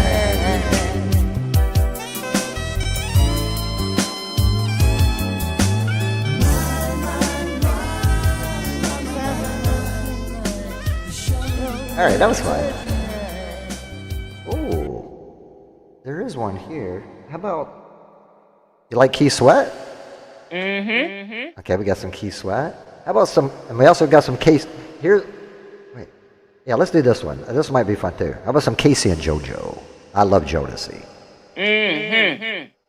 Me My too. favorite song is, Baby, I'm begging, baby, I'm begging, begging, baby. Baby, I'm begging, baby, I'm begging. What's the real name of it? What was that song? It's from Diary of a Mad Band. It was the second album, but it was, remember that was the one that had, I can't leave you, no, there was Fiendin', remember? I can't leave you alone, you got me fiendin'. But that one was, what was the name of that song? 'Cause remember they're in the desert, and then he gets down on the sand and he's like, I don't know. If you start playing, I'll probably know it. yeah, let's see. Okay, so this is, all right, let's see how this one goes. Sometimes these karaoke ain't super great. I might have some more stuff here too. Let's see, let's wait for it to play. Come on, load. I don't know why my internet's dragging all of a sudden. All right, so let me drop this down. Baby. This is played at everybody's wedding. People don't know, yeah, I was married and now I've been divorced. And then I got out of a 20-year relationship. But this was played at my wedding. Wow. This is probably like, 3 years ago. It's a long story. We don't go into a lot, but what does say, this past April was 3 years, so we're coming up on 4 this April. But yeah, what does say, after 20 years, she cheated on me during 10 years with her baby daddy. And I was a dum-dum, and I always thought, once a cheater, always a cheater. So so I always still now 100% believe, follow your gut. If somebody cheats, then yes, leave them. But I had my kids from my first wife, and we had one of those blended families, right? And not trying to, I don't want to bring up race or anything, but we'll just say she was a white girl, I'm a white guy, right? She was with a black man, she had a mixed daughter. I don't care, because my thing is too, I'm like Baskin Robbins. I like all flavors of the rainbow, right? Right. So, situation is, she ended up cheating with him. Now, regardless if you get cheated, it's the whole trust thing, right? It's not about all the other stuff. Like the making love and stuff, it's gross, but I could get over it. It's the whole trust issue. Right. So after 10 years, because I didn't really know what to do. I moved out and everything else, and my dad, when he was still alive, he gave me some advice, and I was like, Dad, what would I do? He's like, my dad's old school, okay? My dad was born in 1936, so he's like, he was 82 when he died. But what did he say? His advice was, my name's Jimmy, if people don't know. But he goes, hey, Jim, it's pretty simple. He's like, all you got to do is answer a question, do you love her? I was like, well, Dad, not right now, she just cheated on me and stuff. He's like, it don't matter, do you love her? I was like, yeah, I love her. Then he's like, second question, can you forgive her? I was like, wow, man, I don't, at this time, like, it was real hard. He didn't say, not right now. Can you forgive her? I was like, yeah, in time, I guess I can. Because him, it's always yes or no. Right. He's like, okay. So after answering those two questions, like, so what's your problem? Now, see, to him, is like, it's not as easy as that, I think, as everybody knows. But, it's one of those things, do the right thing, right? I'm like, I've been with the girl for 10 years, invested my life stuff, so we're going to keep going. Well, what happened at the very end and stuff is that, no, she did it again. And this time I really got played. And that situation is, especially when you get the kids involved. My kids are older now, so they're all out on their own. Her daughter's older now. But it's still one of those things when her daughter can't stand me, she hates me. She thought I was the reason why her and her mommy didn't get together. And when we first got married, we didn't get married. We were together for 20 years. I was divorced from before, but y'all know child support and all that stuff. It gets very complicated when you try to marry somebody, because if I owe child support, you understand, if anything that we have together, they can attach to her. Right. They add it together. Bingo. So therefore, it's just kind of like, we made an agreement. Hey, that don't mean we didn't love each other. It was just, we did whatever. She could leave it. I'm old school. So if you don't want to be with me, just tell me, hey, I don't love you no more and want to go on. All right, see ya. I mean, it's not as easy. I'm not going to be, I don't want to make it sound like it's not easy, but I'll get over it, right? Right. The thing is, I can't tolerate, though, this, being lied to. That's the worst part, right? That's just, it's that whole, somebody that you trust that you would never think. But the thing is, from day one, this is advice to guys out there, okay? And again, this is nothing against single women or married women or anybody with kids or anything, all right? Because I know I'm speaking to a female, but again, and it's not even trying to be sexist. I'm just trying to tell you from a guy's perspective. I'm listening. Yeah. Being in that situation when I first met her, right? I went through a divorce, okay? When I married my first wife, I was 27 years old. I was getting ready to get out of the Marine Corps. It was one of those situations to where I go to a state, I come back from Okinawa, I come back to a state, and I'm not no pimp. I wasn't going around sleeping with all these women and all this stuff, There's guys I know that do that crap. I was the type of guy that, I like to drink, okay? So when I was in Okinawa, I drank a lot, and I became like a functioning alcoholic. The things I could do my work, I could do whatever, but I'm the type of guy, too. People don't realize I'm a nerd. I'm kind of quirky, right? And I talk a lot. I'm very analytical. I like to do things. So when I'm sitting there talking to girls and stuff, I'm that guy that they're like, he's really cool, he's fun to talk around with, but you always get stuck in the friend zone, right? So, in that situation, the girls that do, so with my wife, we're sitting here married, 27 years old, I get with her, I'm getting ready to get out of the Marine Corps in 1999, and we'll just say in January, what big holidays in January? My birthday's in January, on January 13th, but during Christmas, right after Christmas, we have a really big holiday. And if you don't know anything about bingo. And what do most people do on New Year's, especially Marines? We like to drink. Yeah. I'm with her. Now, we were living together and stuff at the time, but it was one of those things, and I know I'm going to sound like an asshole here, but look, I'm in the Marine Corps. I meet a girl, right? I'm going to be getting out in February of 1999. My thing is, you remember the song, Toot It and Boot It? You remember that? I'm not trying to act like an asshole here, but girls do it too. I was passing my time by doing whatever. I was brought up, if you pay, you play. I wasn't in love with this girl. We were just, what was it called? I guess, she went through a relationship where she broke up. We were just convenient, I guess that would be the word. Now people like to complicate it. So the thing is, yeah, New Year's happened. We were doing a deed, and then you wake up the next morning and you realize, I'm not stupid. I don't want no babies. I use protection. But you wake up in the morning and you look down on the bed and you're like, what the crap is that? And you don't remember. Have you ever drank so much again, you don't have to say you. But I drank so much I didn't know what the hell happened. I wake up the next morning, there's something laying in the bed. And then I'm like, did I have that on? Well, then you find out, about 3 months later, you start realizing, she held it kind of from me. She told one of my best friends first she was pregnant, right? But the thing is, nobody told me. And she said, I was scared to tell you because I didn't know how you would react. And I was like, what do you mean? You should act like I'm some psycho or something. But it was just one of those things. Well, I know you didn't want to have a kid. It's like, well, no, I'm 27 freaking years old. I'm getting ready to get out of the Marine Corps. I have my life ahead of me. I'm sitting there thinking, and I don't want people to get the wrong, because I talk to younger people all the time. And even with my son. My kids weren't a mistake. My kids were the best thing that ever happened to me. They changed my life. I had to grow I'm just gonna talk the way I talk. I had to grow the fuck up and be a man. Yeah. In the Marine Corps, I did that. But again, when you have being outside the military is kind of like being in college, right? Or being in a fraternity, a sorority, or whatever. We like to drink, we party hard. But the thing is, we can fucking have fun, but we work hard too. And I know they're like we're a band of brothers. They got my fucking back. So the thing is, you know, you meet girls, and guys would bring girls back to the barracks and bang them and stuff. I'm just not that type of guy. I have to have a connection. I've never been with a woman that I've never been in I've never had relations unless I've been in an actual relationship. Mm-hmm. Right? That's just the way I was brought up. But the thing is, you know, kissing, all that stuff you could do, but that stuff is like, that's how you make babies. And I'm 53, so I grew up in the 80s. I don't know about you guys, but AIDS scared the shit out of me. So having unprotected sex, I ain't stupid. And I saw crackhead babies. And also during my time, some of my friends, they got pregnant like 16, 15 years old. And I'm like, oh my God, what? And then you don't see them. And when I went to a Christian school, but even outside of Christian school or public schools, if you got pregnant, and again, it's not like that super long ago. I graduated in 1990. When people got pregnant, you didn't stay in school. The girls had to go to a special school for pregnant girls. You didn't stay in regular public school because you were a bad influence. And it's not because I went to a Christian school. This is public schools too. You had to go to a special school because you were a bad influence on the other girls. You know, they don't want to promote promiscuity and have all the girls knocked up into school. But you understand, and I try to tell my friends too, in a Christian school, don't get it twisted. A lot of those kids that came to my school were kids that were kicked out of public schools. We get the bad kids. So you put all these kids together and think, oh, we're going to praise you. Nah, that's not at all how it was. Like, it was bad.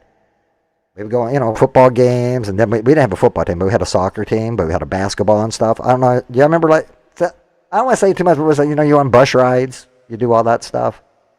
You playing the other team. Yeah, I remember, like, hanging out after a football game underneath the bleachers. People used to smoke their weed, you know. It's like I try to tell my son, I was like, I'm not stupid. I've done a lot of stuff my whole life. I just don't go around and brag about it. But again, I was a kid. Kids do stuff. Yeah. Well, again, we go back to, and again, I go around in circles. Being bipolar, my brain's just, we go back to my ex-wife. I end up getting with her. The thing is, I told her, look, I'm not going to marry you because of a baby. I've seen people do that and stuff, and it's not right to the kids. Because we're going to end up arguing, doing whatever and stuff, and I'm not going to marry somebody I don't love. That's just the way I've always been.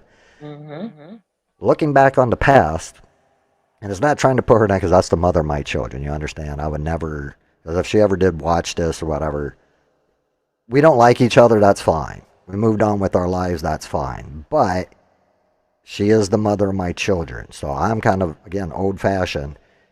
Me and her can say stuff, but anybody say anything about her, I'll beat your ass. That is the mother of my children, you know? And same thing.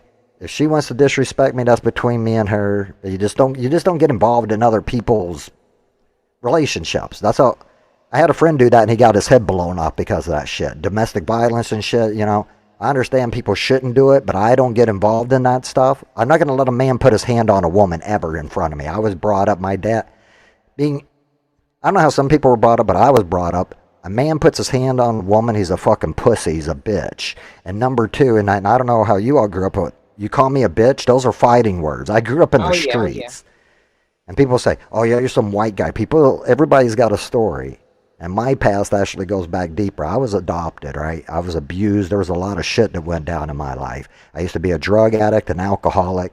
So when I keep hearing all this drama that goes on in the break room and stuff, these fuckers don't want no fucking part of me. I'll tell you that fucking right now. They were fucking clowns. And the thing is, people can change their life. They can move on. That's right. I lived in Kansas City, Missouri, in Truston Prospect. If you all have ever been there, and when I say ghetto, I don't mean just black or anything like that. White, black. It's people that are fucking poor, and they're drug dealers, fucking crackheads, prostitution, whatever. When you're poor like I was, and I'm having a child and stuff, I had no fucking options. So the thing is, I did what I had to do to pay my bills. I was the only white family in a dominantly, projects that was there. The thing is, it's funny being here in Florida. I got a bunch of redneck friends, that people I hang around with. They're fucking just dumbasses because I was like, the people in that ghetto that they said it was so bad, yeah, they're bad people and stuff, but one thing I learned about bad people that do bad things, they're the most there's no honor amongst thieves. I do agree with that. But there's street smarts that comes into play. Respect is earned, never fucking given. If some dude's sitting there saying, what, you fucking talking to me? You know, you disrespecting me, homie? You know, or homes, whatever. Down here we got a lot of Hispanic stuff. You know when you went too far with another fucking dude. And like a dude tells you shut the fuck up, you keep running your mouth, you're going to get your fucking cap blown off. That's the way. And again, I know people that are strapped, so it's like, I know this fucking life. But I don't go around and promote it. Brown bag boys, the fucking, you know, I've seen all this shit.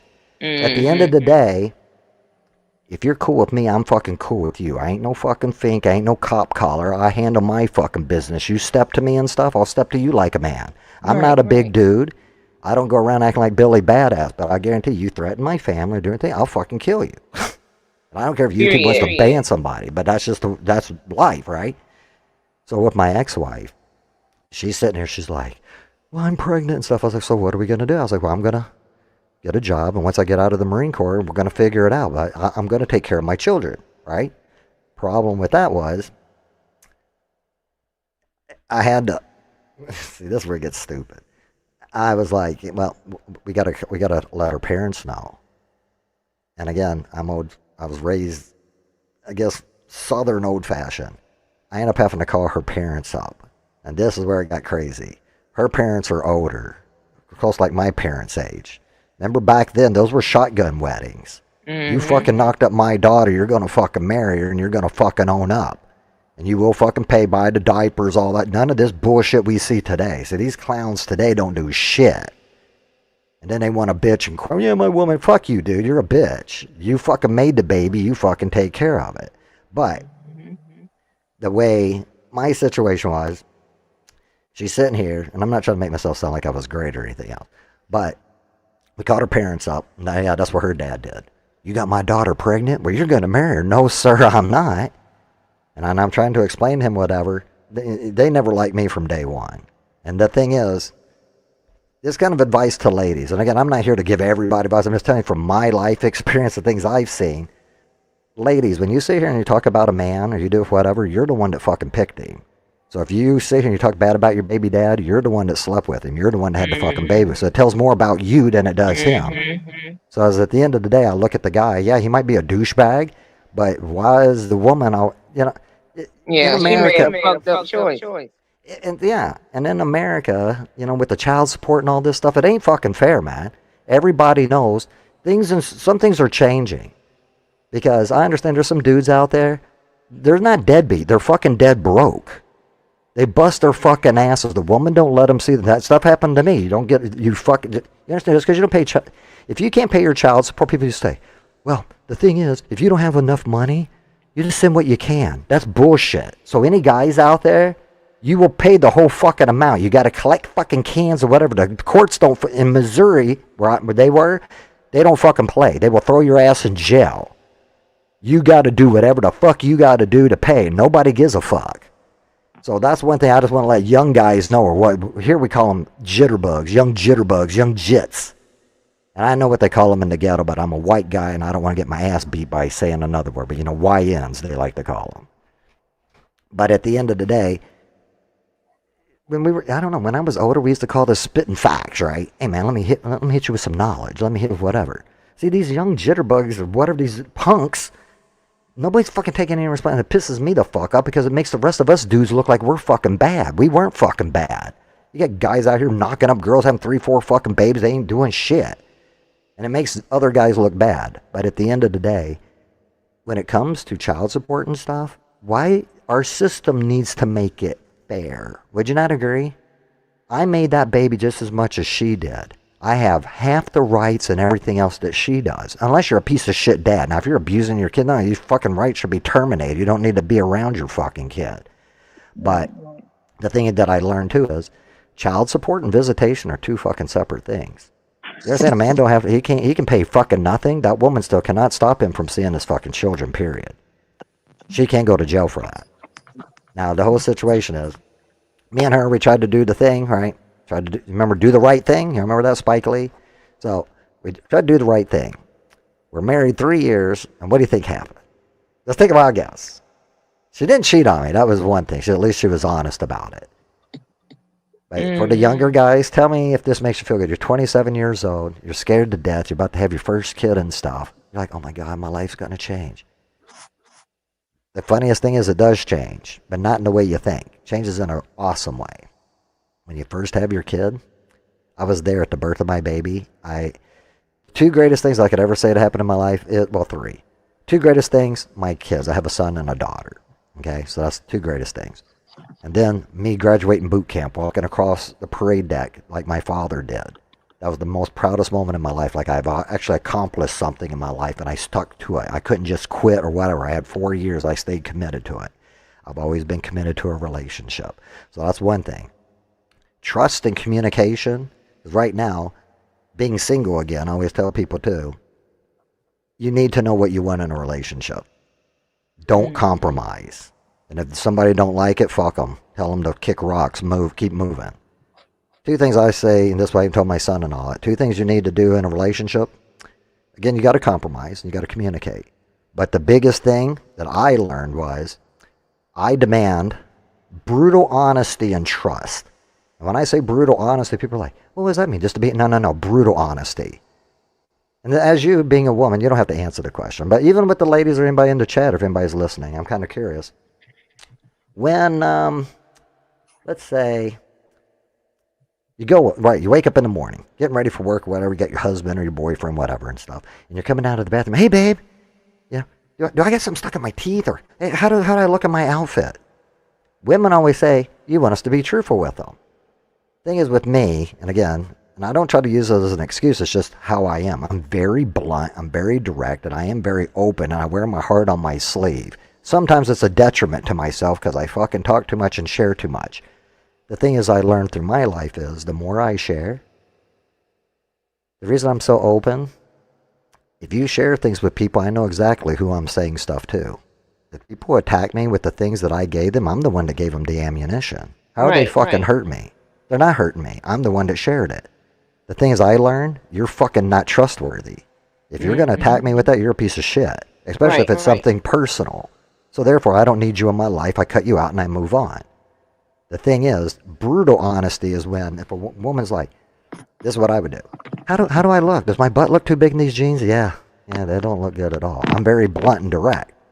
It can come across rude, but it's not being rude. You ask me the truth. Because in my mind, because other people try to tell me, man, you can't be doing stuff like that. My dad, who used to be happy wife, happy life, that's incorrect. I don't believe in that motto at all. What if you're miserable? She's happy, but what if you're miserable? And then, have you ever heard this term? Is when you sit here and you hear people go, hey, are you married? And they'll go, yeah. You all do understand there's a difference between being married and happily married. There's a big difference. I was married and I wasn't happily married. I was in a relationship for 20 years and it wasn't happily. It can mean different things to different people. And then, you got the guys in the club. Remember, what was that goofy song? I Got a Man. Remember that girl, Kay? Hey, baby, can I get your number? What you want? I got a man. Remember the girls just do that little thing, put their hand up in your face? And that's things like the younger guys. They get shot down and they get all, man, these women. It's called red pillars. I don't know if you've seen these assholes on the YouTube or anything like that. That they go around and they're just fucking, they're the same guys you see at the bars. These hateful, bitter dudes that got freaking divorced or dumped by their girlfriend or whatever, and they fucking hate women. And then they go around. They're just pieces of garbage. But they got these younger guys now that are red pillars to where everything that women do, it just pisses them off, right? And then, what do they call it? Is it a simp? Is that the word I'm looking for? Anybody know this word? Simp? Is it not a simp? Oh, yeah, I've used it a couple of times in my videos. Yeah, I can't remember. Because there's those simps, but then there's those other weirdos. Those dudes that are so fucking obsessed with people that they'll actually go out and they'll stalk a girl. And I was like, dude, you're freaking a weirdo. Like, what the fuck? And that's the thing I even try to tell my son and other younger guys. I talk to a lot of people in cybersecurity and people, younger people. I teach and stuff that people don't know. So the thing is, when I try to tell them, some of them are trying, and these aren't like kids. These are like 20s. Again, I'm trying to be. When I grew up, we had a thing called, do they still have Big Brother, Big Sister? Do y'all know if they have that? Some place. Yeah, see, Big Brother, Big Sister used to be a thing to where, I'm an older man.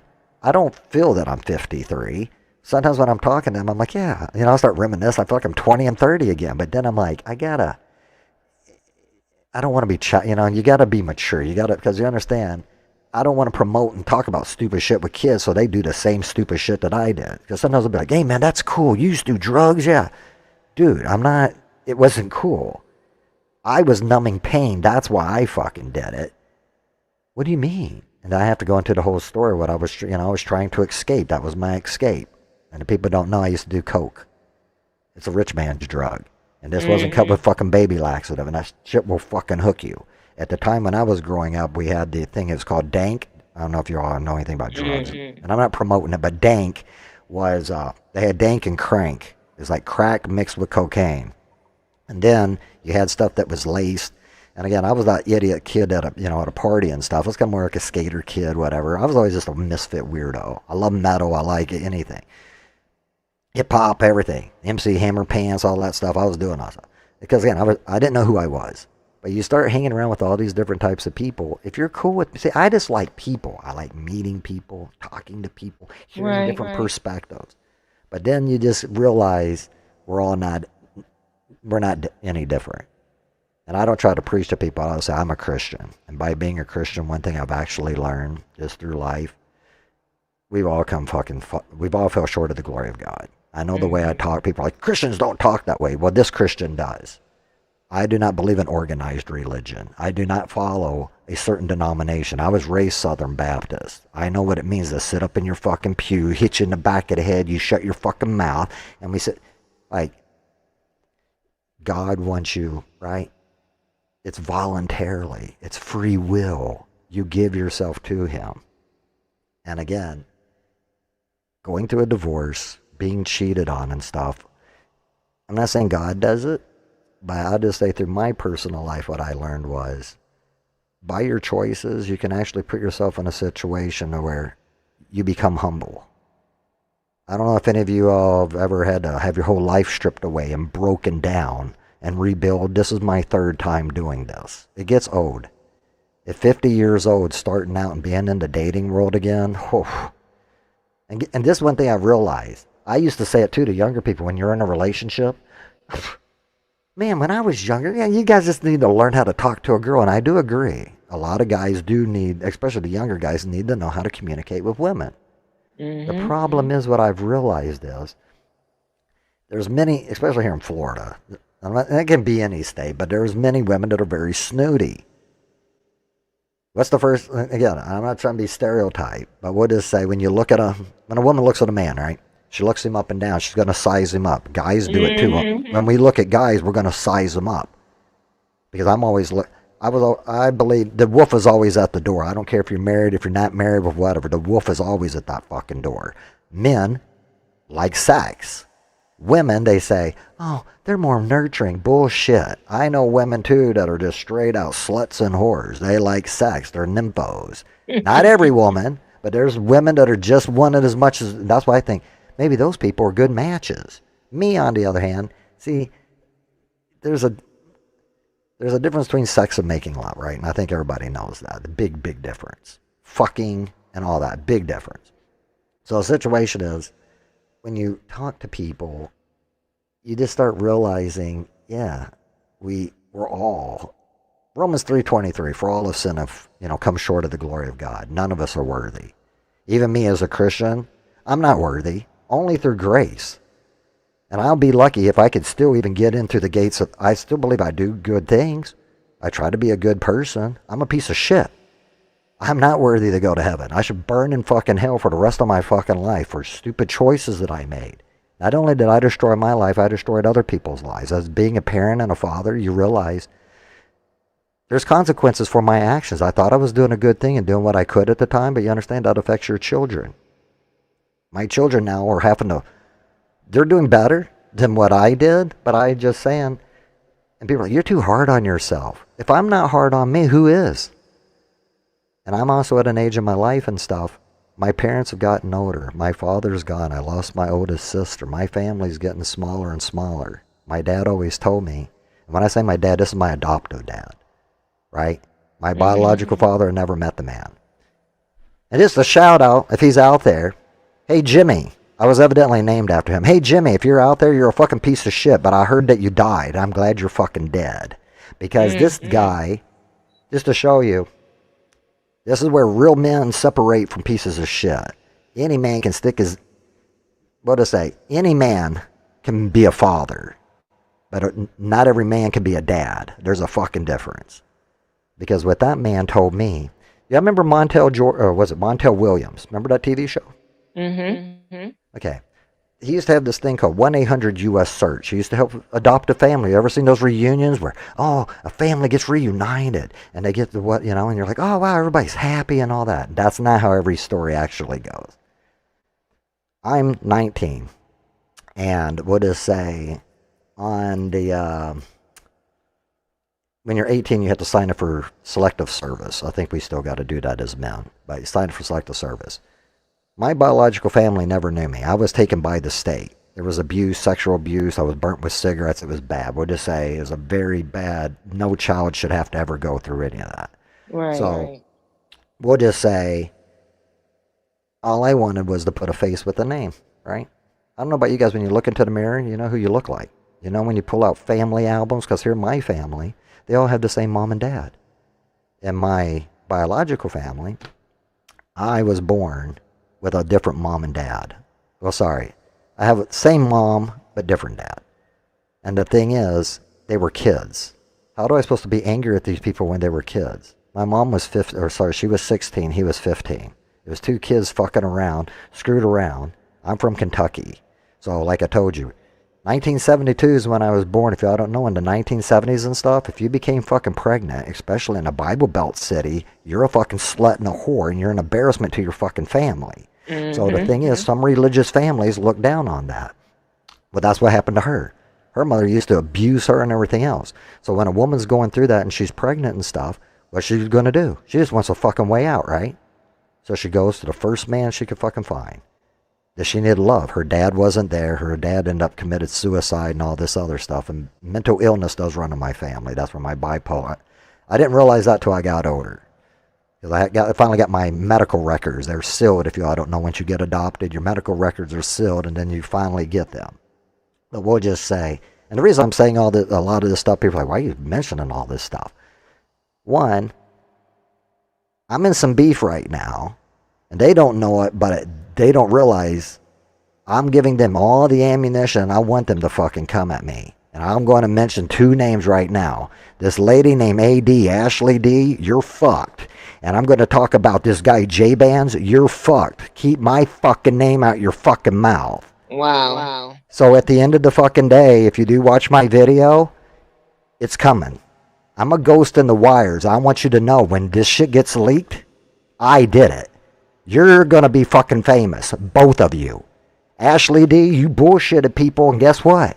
Public records are out there, and I pulled them. I know what fucking house you have that you fucking so-called bought. I didn't dox you, and I'm not going to sit here and say, oh, your public name, but I got receipts. So again, you want to mention my name? You want to say anything? And the reason why I'm so pissed off at this woman, again, I can switch on a dime. Reason, I'm not going to physically ever harm a woman. I would never do anything like that. The reason I'm pissed at this woman, I believe in free speech. I don't give a fuck if you got a YouTube, because at the end of the day, you don't own that fucking YouTube. YouTube is owned by Google. Google owns the whole fucking platform. So everybody that thinks you got a YouTube, it's not your fucking YouTube. And when you signed those terms of service on your agreement, that's not your intellectual property. You handed it over to fucking Google and YouTube. They can sell and market you. All you are is a product. Why do you think you're running ads? They're making money off of you. You think you're getting your little super chats and all that? Get a fucking job. And I'm not saying this for all YouTubers. Hey, that's what you want to do and that's whatever, that's fine. Some of us actually got a job. Right. My YouTube channel's at 1,000 subscribers. I do this just fucking for fun. I can get monetized, and who don't like extra money?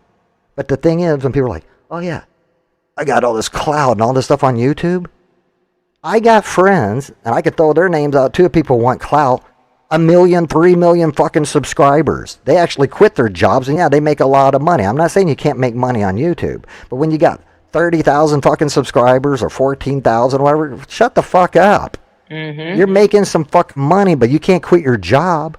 But when I see some of these clowns and some of these other communities that I've seen, again, I don't care about YouTube drama. I don't even pay attention to it. But the thing is, when I'm sitting in somebody's chat, because with the break room stuff, I hear the conversations over there. I don't know anybody there. I don't know anybody personally. Has nothing to do with me. I'm just asking questions. I'm just kind of curious about the stuff going on. It's like, Why did they come for you? I'm in this Ashley D's chat, and while I'm sitting there in her chat and stuff, I started asking some questions from what I've heard in the break room. I just wanted to be like, so kind of what's going on? All of a sudden, I'm now known as a mod for break room. I was like, no, I'm not no mod. And I got people that were actually there, so she can deny it. But my homie Doc, if people don't know, me and him have been talking behind the scenes. So the thing is, there's not a lot of men over there. And again, I'm not going after women and stuff. All I can just say is I don't appreciate, if I'm in a chat, don't fucking think you're going to cancel me. And she learned real fucking quick. I got fucking friends. If you don't know, I do cybersecurity. I hang out with fucking hackers, and everybody's not fucking ethical. I know many people all around, and we're very skilled at what we do.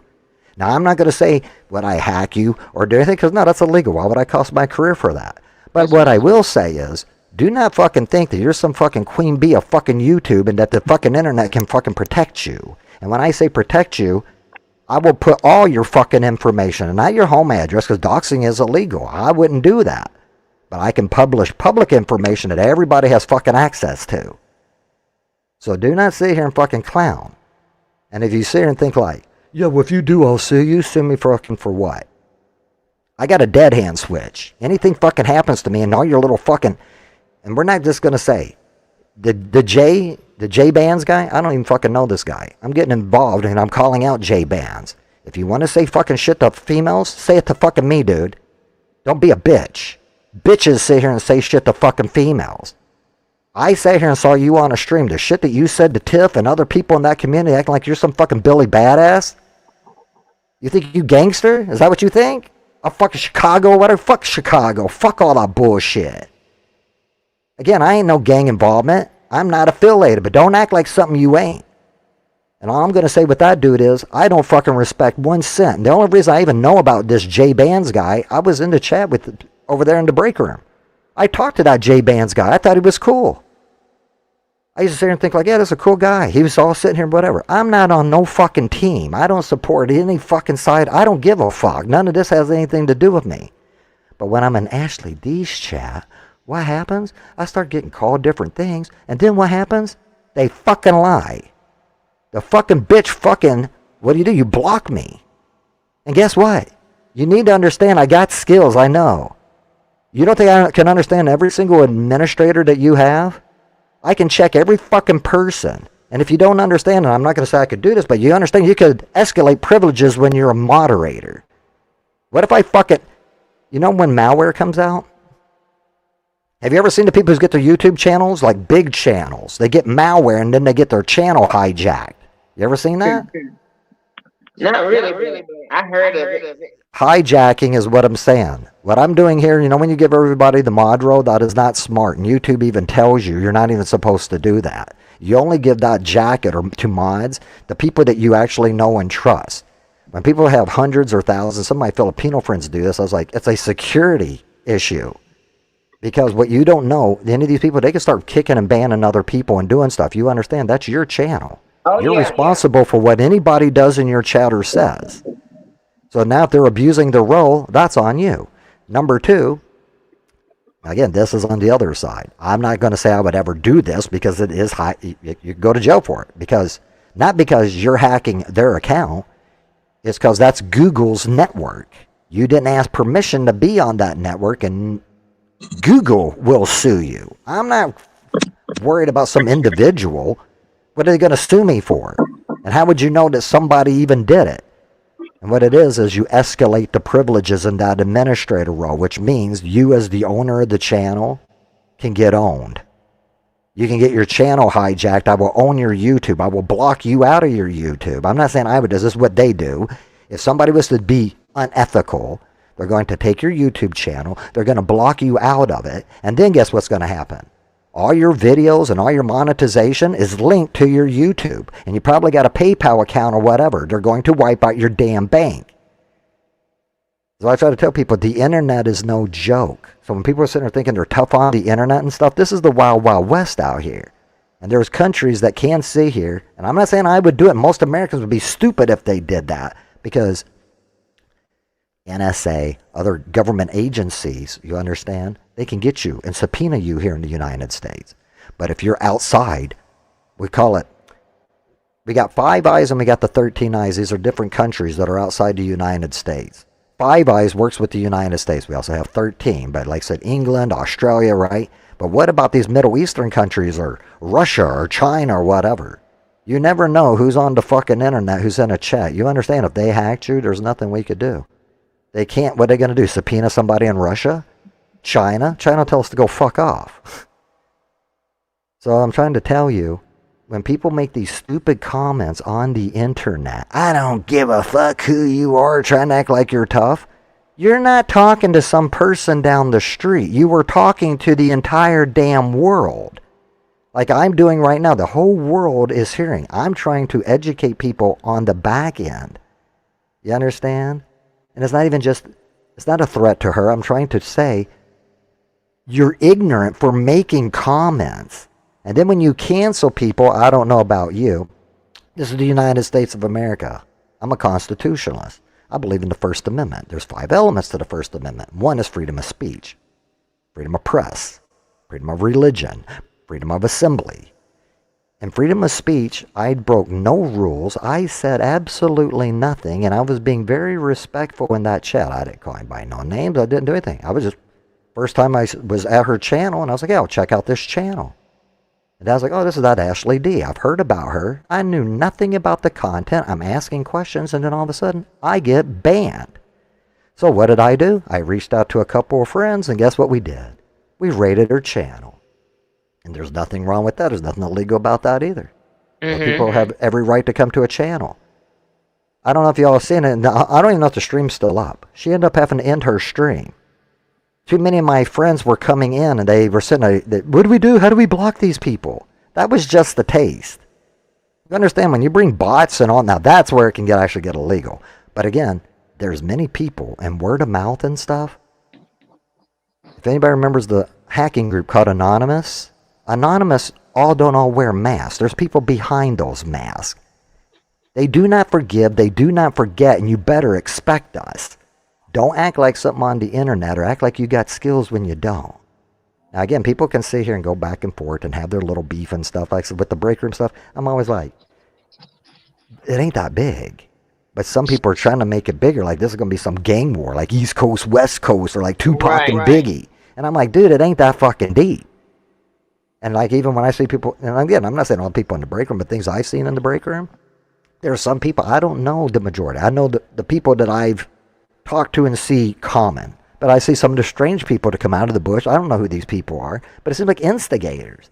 Like people want to keep nagging and I just don't get it. But at the end of the day, I really don't care. It has nothing to do with me.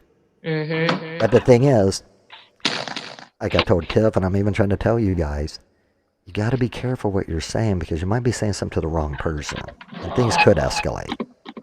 And I know people say, yeah, I'm from the streets and I know how to... Look, I'm from Florida. I believe in the Second Amendment, right? You come to my house, I will fucking kill you. These are castle laws. I was in the Marine Corps. I never point a weapon at anything I don't intend to shoot.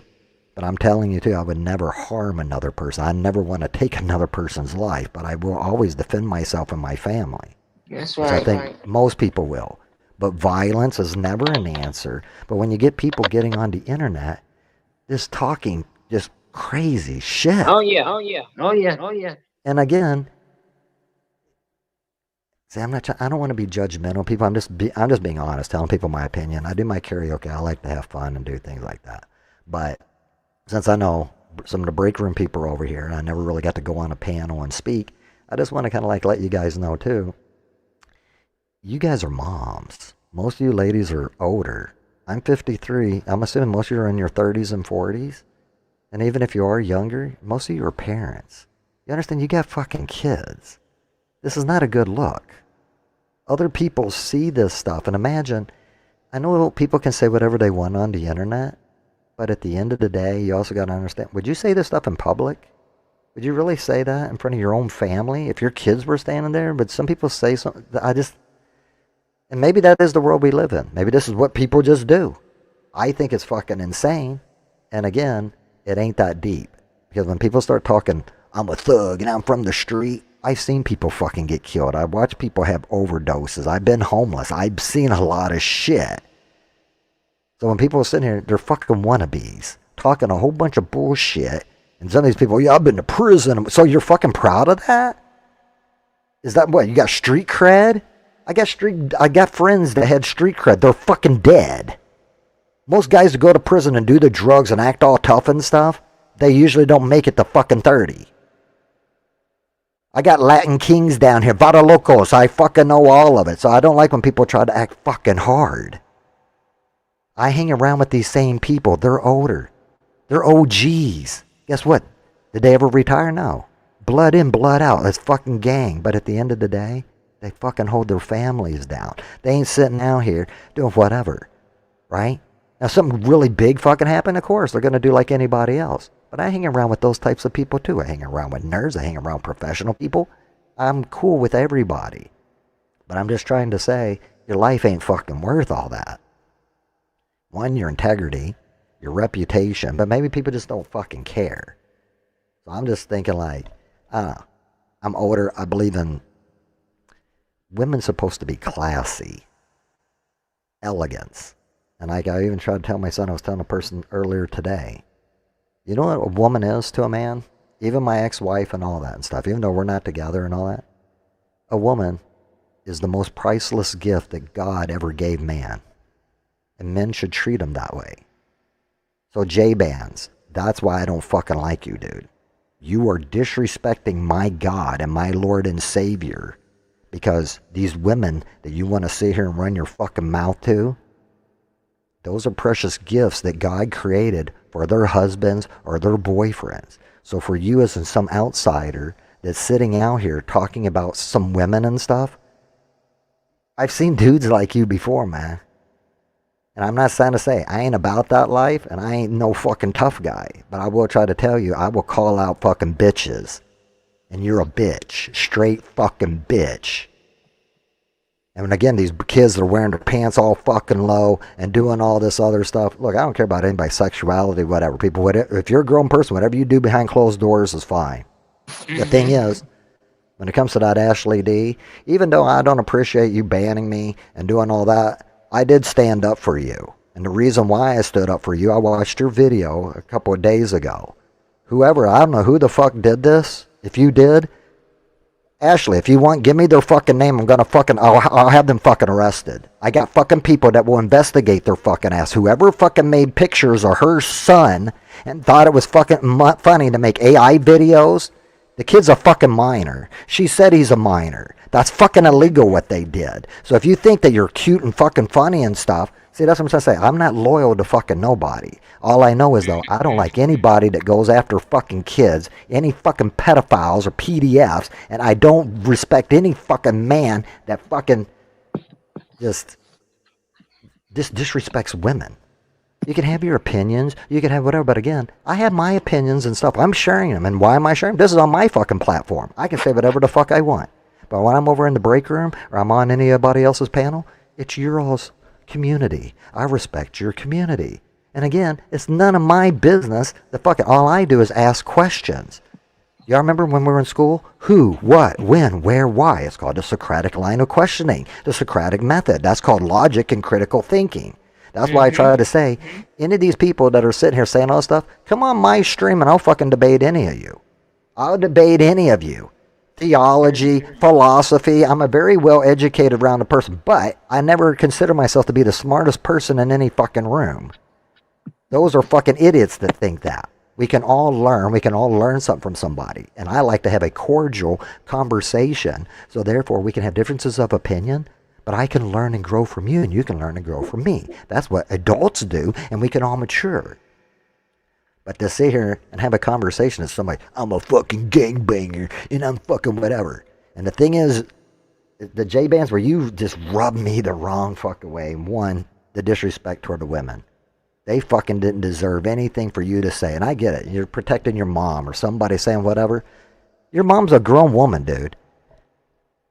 They're not physically assaulting her. Therefore, yeah, you would take care of her. But fucking words?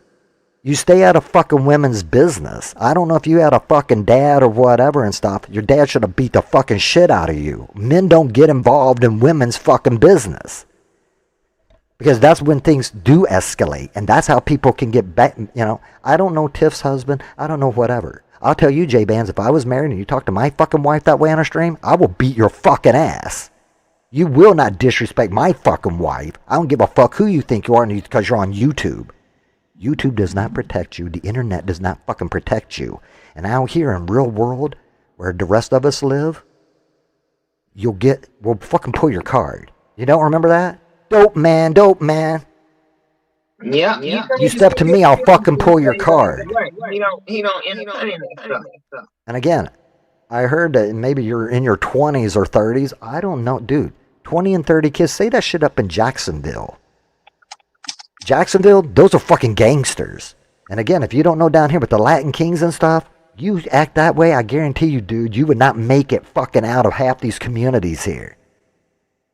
I live in a rural area, and we got country and stuff. A lot of these guys are immigrants that are over here picking and stuff. That's one thing, man. Respect. And again, if you've been to prison or if you know people that have been to prison, ask them, homie. They're going to fucking tell you. Don't fucking disrespect another man. And the thing is, by you saying stuff to another woman, you just disrespected her fucking husband. That's his fucking wife. Mm-hmm. And Tiff's not mine. And again, you'd be, why are you fucking defending for her and stuff? Because I don't like bitches. And you are a man, and men represent me. You do not represent me, and I will call out bullshit. And people can say, well, these are the kings and whatever. This is what's wrong with America. Real men need to fucking stand up. Quit getting on your fucking phones and filming, watching women getting beaten fucking subways. Remember, we had a Marine that sat here and tried to save a fucking woman from being attacked by some imitative Michael Jackson guy. Sadly, the guy got choked out and he died. Yeah, it's very heartbreaking. The thing is, he's mentally fucking insane. He's been doing this and he was a threat. I'm sad that he died, but guess what? Remember what happened to the Marine? Do y'all remember that story? What happened to the Marine? He got fucking charged. And that's what don't make any sense to me. People who are doing the right thing, and I understand why most people don't get involved. You know why most men don't get involved in stuff like that? They don't want to get a lawsuit. And then women will call sexual harassment. Oh my God. When I was younger, I remember a guy would beat on a girl. His boyfriend and girlfriend. This was the first time I learned. I was like, my dad said, no, this don't happen. I'm probably like 14 years old or whatever. Older. They weren't like in their 20s, but they were like teenagers, like 17, maybe 16, something. I went to go save the girl. The guy's beating on her. You understand? Like, grab her by her hair. She's screaming. He's punching her. Dude, what are you doing? I'm a small guy. I jump on the guy, though. I'm like, man, get your fucking hands off her. What the fuck you going to do? Pushing me back, so I start hitting on him stuff. All of a sudden, I get the guy down on the ground. And again, I'm not going to say I'm not Billy Badass. I used to get my ass beat all the fuck. I learned to fight from getting my ass beat all the fucking time in high school. So the thing is, at the end of the day, yeah, I don't got nothing to prove. All I know is that I will survive. There's no rules in fighting. I think everybody knows that. If I got to bite you in the balls, I got to hit you with a fucking baseball bat, throw a fucking nail in your eye. I don't give a fuck. All I know is I'm going to hurt you, get away from you. If you keep approaching me and you keep pushing me, I will fucking kill you. Period. It's survival. I'm a small guy. If you're a big person, I'm not going to get hurt. You understand? You could hurt me, kill me, put me in a hospital. You never fucking know somebody's intentions. That guy was bigger than me. He gets on top of me, right? Starts beating on me. The thing is, I started getting hit. I'm trying to cover up, but I started getting punched and hit from another direction. Who do you think was hitting me? It was his fucking girlfriend. Mm-hmm. And I was like, what the fuck? I'm sitting here trying to help this woman. And I was like, you're all fucking crazy. But the thing is, I got my ass beat for a girl that didn't even fucking care. And I was like, does she want to get beat? Then I had to come to a realization, even though it's not right and you think you're doing the right thing, some women, see, I'm still pulling on it. Because some women are trapped in that and they're scared and they can't get out. But then there's some women, I don't know, you know. They like it. See, I don't want to, I don't know. Some women like it. You know, used to it and don't know any better. You really think that they like it? You think about the prisoner Think about Shawshank Redemption. Yeah. Remember when the guy came out Yeah. and got out and he wanted to be back in prison. Why? Yeah. Same thing with some of these women. Why would you want to go back to this? That's what they know. But you don't think it's deeper, like psychological, that maybe they weren't loved by their dad, or maybe they're missing something in their life, Maybe. and that's what they feel like love is. And I get it. In some ways, I get it. And see, with J Bands, I don't think it was a father figure for long anyway. But J Bands is under the tab of girl. So if you deal with him, you're really fighting a girl. J Man, And again, I was young too, and see, I don't know exactly how old this, because I hearing people say he's a kid, but I'm like, you quit being a kid when you're 18. Now, I do have different views on it, to where honestly, our adult mind is not finished developing until we're 25. We all know that. he's But on the the thing is, spectrum. well, so am I. And I got bipolar and I got he's Asperger's. But that don't make any excuse. You know the difference between right and wrong. And the thing is, you understand, maybe J-Bands, even if you're on the spectrum, I'm just going to let you know, people on the streets, and again, if you say you're hard and you're from the streets and you got, but evidently you haven't got your ass beat. You think somebody in prison or somebody on the street's going to ask, hey man, you got mental illness. They don't fucking care. If they want it, they're going to fucking take it. If I walked up and said, give me your fucking shoes, you'd give a think, anybody gives a fuck if you're autistic or not, you're going to give them the fucking shoes. Or you're going to get your ass beat. That's true. So the thing is, you can't keep using that excuse. Again, I got Asperger's. I'm on the spectrum. And again, there's different levels and stuff. But unless you're fucking like, and it's not even trying to put people down. There's some people that do have lower IQs. I happen to be one of these highly functioning people. I'm socially awkward. See, the thing is, I can talk to people. I can do whatever. The thing is, in physical situations, my brain never shuts down, as you can see. It's constantly going all the time.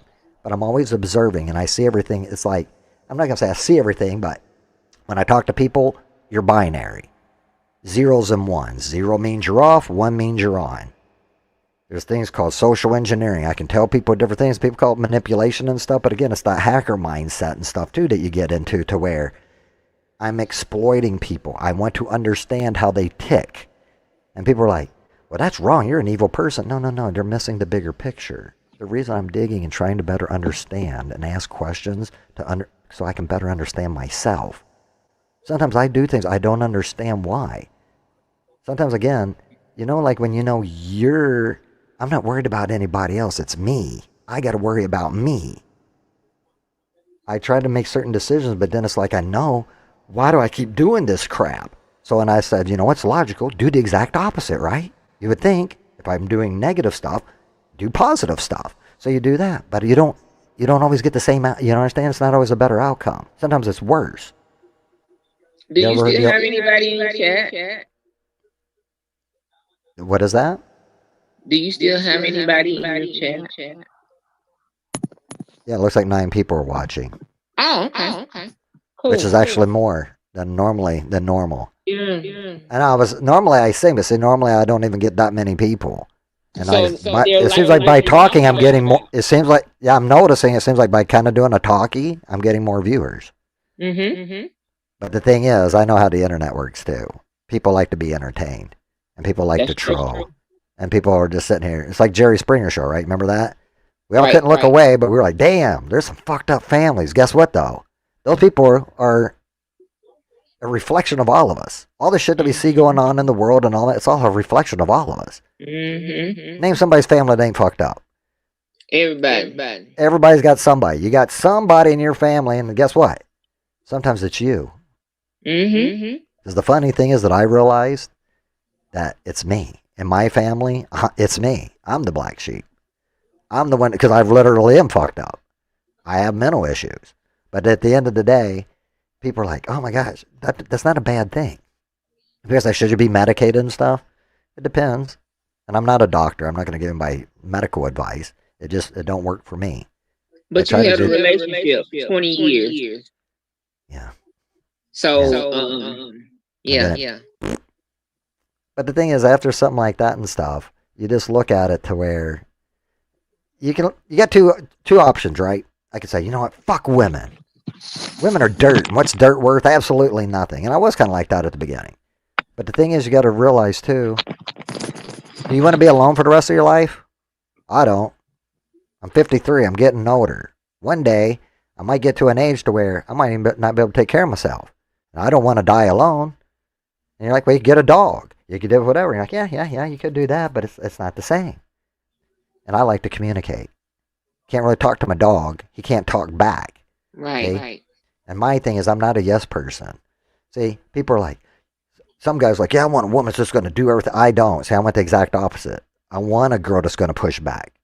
I like a girl that challenges me because it keeps my brain engaged. If you're going, yes, honey, let me get a sandwich for you. I'll go get a beer. No, fuck that. It's equal. I'm not going to ask her to do anything that I wouldn't do myself. And the thing is, we all kind of know if you want something done right, what do? You do it yourself. Bingo.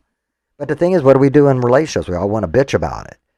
Why did you wash my clothes? See, I don't want to wash my clothes and stuff. There's a way I like my clothes washed. And I've had people wash my clothes. The next thing you know, you got bleach on my clothes. Like, no. And you get mad about it. Like, a lot of stuff that we always would argue about, stupid shit. And in every relationship, like, it's a lot. But the thing is, I think at the end of the day, people just need to self-reflect. When you look at a relationship and stuff, isn't it funny? And maybe it's just me, but I think it's funny. When I look at a relationship, when you first meet somebody, you fall in love with them, right? But all of a sudden, it seems like after the first year, the honeymoon's over. And then you go on, I never wanted to change her. But for some reason, it seems like every relationship that I've been in, they always want to change me. It's like they got this idea of this dream man in their head, and that's what they want me to become. And I'm always falling short of that. And then it's like, but when we first met, you fell in love with me, right? Wasn't it our differences that she fell in love with? That's what I would think. But it seems like when you stay with somebody, though, and I get it, after a while, I've heard all the stories. After 20 years, you hear all the stories. Now, sometimes, cause I don't know if this is sometimes funny. Have you ever had a story where they're telling you something, and you're like, oh yeah, I've heard this story a lot of times, but you're sitting there listening close, but then they start adding extra stuff. You're like, huh? I don't remember them telling me this before. So you listen a little bit closer, and you don't want to embarrass them and call them out in front of everybody, but after, company lady's like, hey, remember when you were telling that story? Especially when they tell stories about you. I hate that shit. Yeah, Jimmy, you remember when whatever? And it's like, okay, when you say stuff, but when we start like belittling me, talking about, like making me like I'm some stupid idiot and stuff, like, what are you doing? These are friends and stuff, but yeah, you're sitting and I'm supposed to sit and go, oh yeah, I'm not no stupid dude. You're not going to sit and talk bad about me. And the thing is, I am that guy. I will say something. And then they get pissed off because I call you out. I don't care if it's your mom or your dad. You ain't going to fucking make me look like some piece of shit. Because you're lying. You're making up crap that ain't true. So you can't do that. I don't do that. So I expect you not to do that. But that's the thing. People aren't going to do what we want them to do. And the thing is, why would I want them to do that? That's who they are. But sometimes you realize they don't even know who the fuck they are. See, it's when you ask those questions, who, what, when, where, why? Why did you do that? Why did dig deeper into it? A lot of times people can't even tell you why they did it. They have no idea. It's just instinct. Some people, it's like, what would the word be called? It's like in society, you just learn things. So sometimes you're not even like that. You pick it up from your friends. You pick it up from other people. And we're all out of fucking high school. Peer pressure. Did we really have peer pressure in high school? No. You could have said no even then. We were younger, and you're like, oh, I want to fit in. But some people are still fucking doing that as adults. At 53 years old, like in the break room or whatever. That's what's happening. Yeah, that's what I think is going to go on with that. Yes, because I think all these women, they don't know who they are, and then they're sitting there thinking like, they're missing stuff in their life, or they do other stuff. They belittle, other people belittle other people because it makes them feel better about themselves. But the other situation that I also look at, and again, it's just me from outside looking in. I don't know any of these people. I don't know nothing. I don't know about this trip. I just know what I've been told. Right, and the thing is, I'm trying. My dad always told me, there's two sides to every story, right? And then there's the truth. That's what I'm searching for, the truth. And at the end of the day, it don't affect me. But the thing is, It's like watching a movie. I want to know how this is going to fucking end. It's like a car crash, right? Who caused the car crash? What's going on? I'm investigating. That's all I'm doing. At the end of the day, it could be break room. It could be whatever. It don't make no difference to me. How's that going to affect me? All I want to know is, how does this story end? And it really ain't that big of a deal. But like I said, when other people are sitting there lying, making up stuff, and then they want to bring in people's kids, and then you're talking about people's families, like, holy Jesus. And I'm like, is this the society that we live in today? It's just like, because the majority, it's the some of the people, because I didn't know the YouTubes, so I started looking around. I fell across some of the channels. So when you get some of these women that'll be like, I'm a lawyer and I'm whatever. No, they're fucking not. If they are, just because somebody's a lawyer don't mean you're a good lawyer. You can be a fucking shitty lawyer. Have you ever hired people that said they were really great? Next thing you know, you're like, I fucking never recommend them to anybody. I fucking wasted my money. I can't even recoup my money. I have to spend more money to fix what this fucker fucked up. So that's the thing. Most of these girls are paralegals. I'm starting. Lawyers.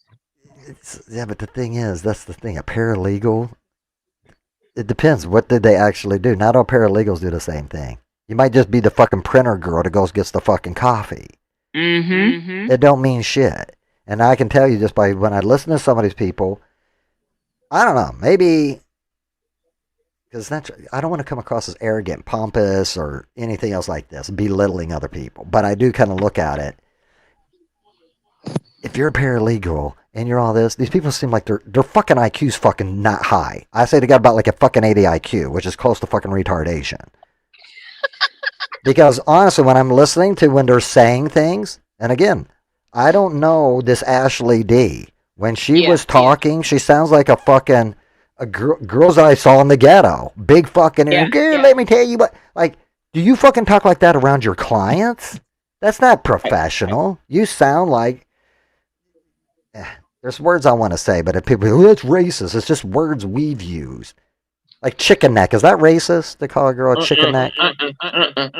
Okay, so that's what I'm saying. It's remember things that we used to say in the 80s and 90s and it was in our music and stuff? Chicken head. We can't say that stuff no more because now all of a sudden it's racist and it's like, what? I still say it. Everything I said then, I say now. But you know, too, there's some disadvantages probably between me and you.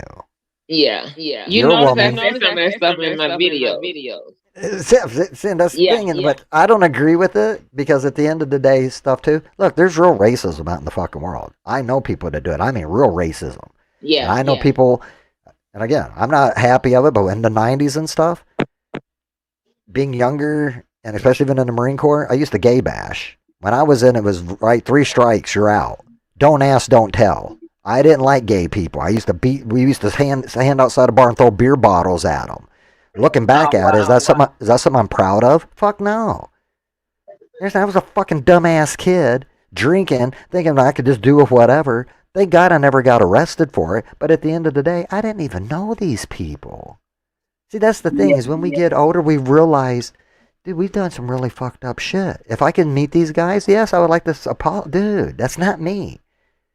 Now, the thing is, I might not agree with the lifestyle and what people do and stuff, but what you do behind closed doors is your fucking business, not mine. The only thing that I always tell people is, anybody under 18, and you start wanting to have somebody transform or whatever, give them, that's not okay. Anybody under the age of 18, you can't do that. And I know it gets controversial. I'm not trying to do all that stuff. And I got friends that are trans and all that stuff. Again, I don't know if it's because in the 80s and stuff, I might not like certain things, but I'm not going to hate somebody because of it. That's what you do. Go do you, boo. I don't care. Remember Eddie Murphy had a little comedy skit that he did during the thing. He's talking to his buddies. He's like, hey, man, I'm going to go get some beers. What are you going to do? I think I'm going to go suck a dick. Oh, really? Well, you go suck that dick. I'm going to go have my beer, So there's people that do stuff, and it's like, I don't care. But you ever meet, because I had a couple friends in the Marine Corps. Look, they were gay. The thing is, we're not supposed to say anything. I'm like, dude, I know. He's like, what do you mean you know? Oh my God, did I give it away? I was like, dude, from the first time we met you, unless you're just a moron. You know what gaydar is? Do you have gaydar? People know. Bingo! And that's the way I kind of feel. There's been a few that have been kind of like ninjas, right? Where you're thinking like, I'm on the fence, right? Because people used to think that with me, especially in the early '90s. Everybody was dressing up. The Z Cavaricis, we had our IOU shirts. It was dressy. And at that time, it had the 902 up. I had hair at that time. I still got some hair, but at that time, we had the spiky up hair. You would comb it over to the side. Had the Jason Priestley going outside. And I looked like a fucking little preppy kid, right? The thing is, I wasn't a preppy kid, but I was dressing up a certain part, right? Because that's just the way everybody dressed back then. If you don't remember, if I could go back to the 90s, I'd look at the outfits and go, yeah, they were kind of hideous and stuff, but it was classy, though.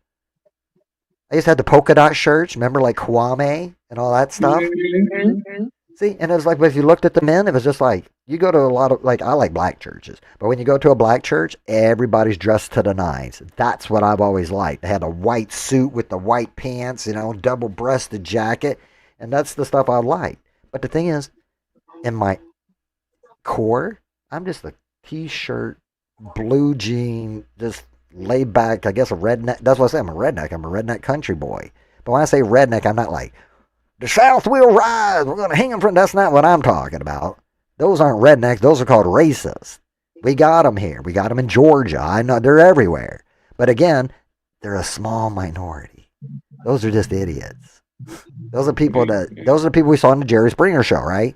We're like, those are trailer trash rednecks. And they come in all sorts of colors. You can be Mexican, you can be black, you can be Asian, all over the place. I got a question for you. Sure. Something you said earlier in the conversation about brown bag boys.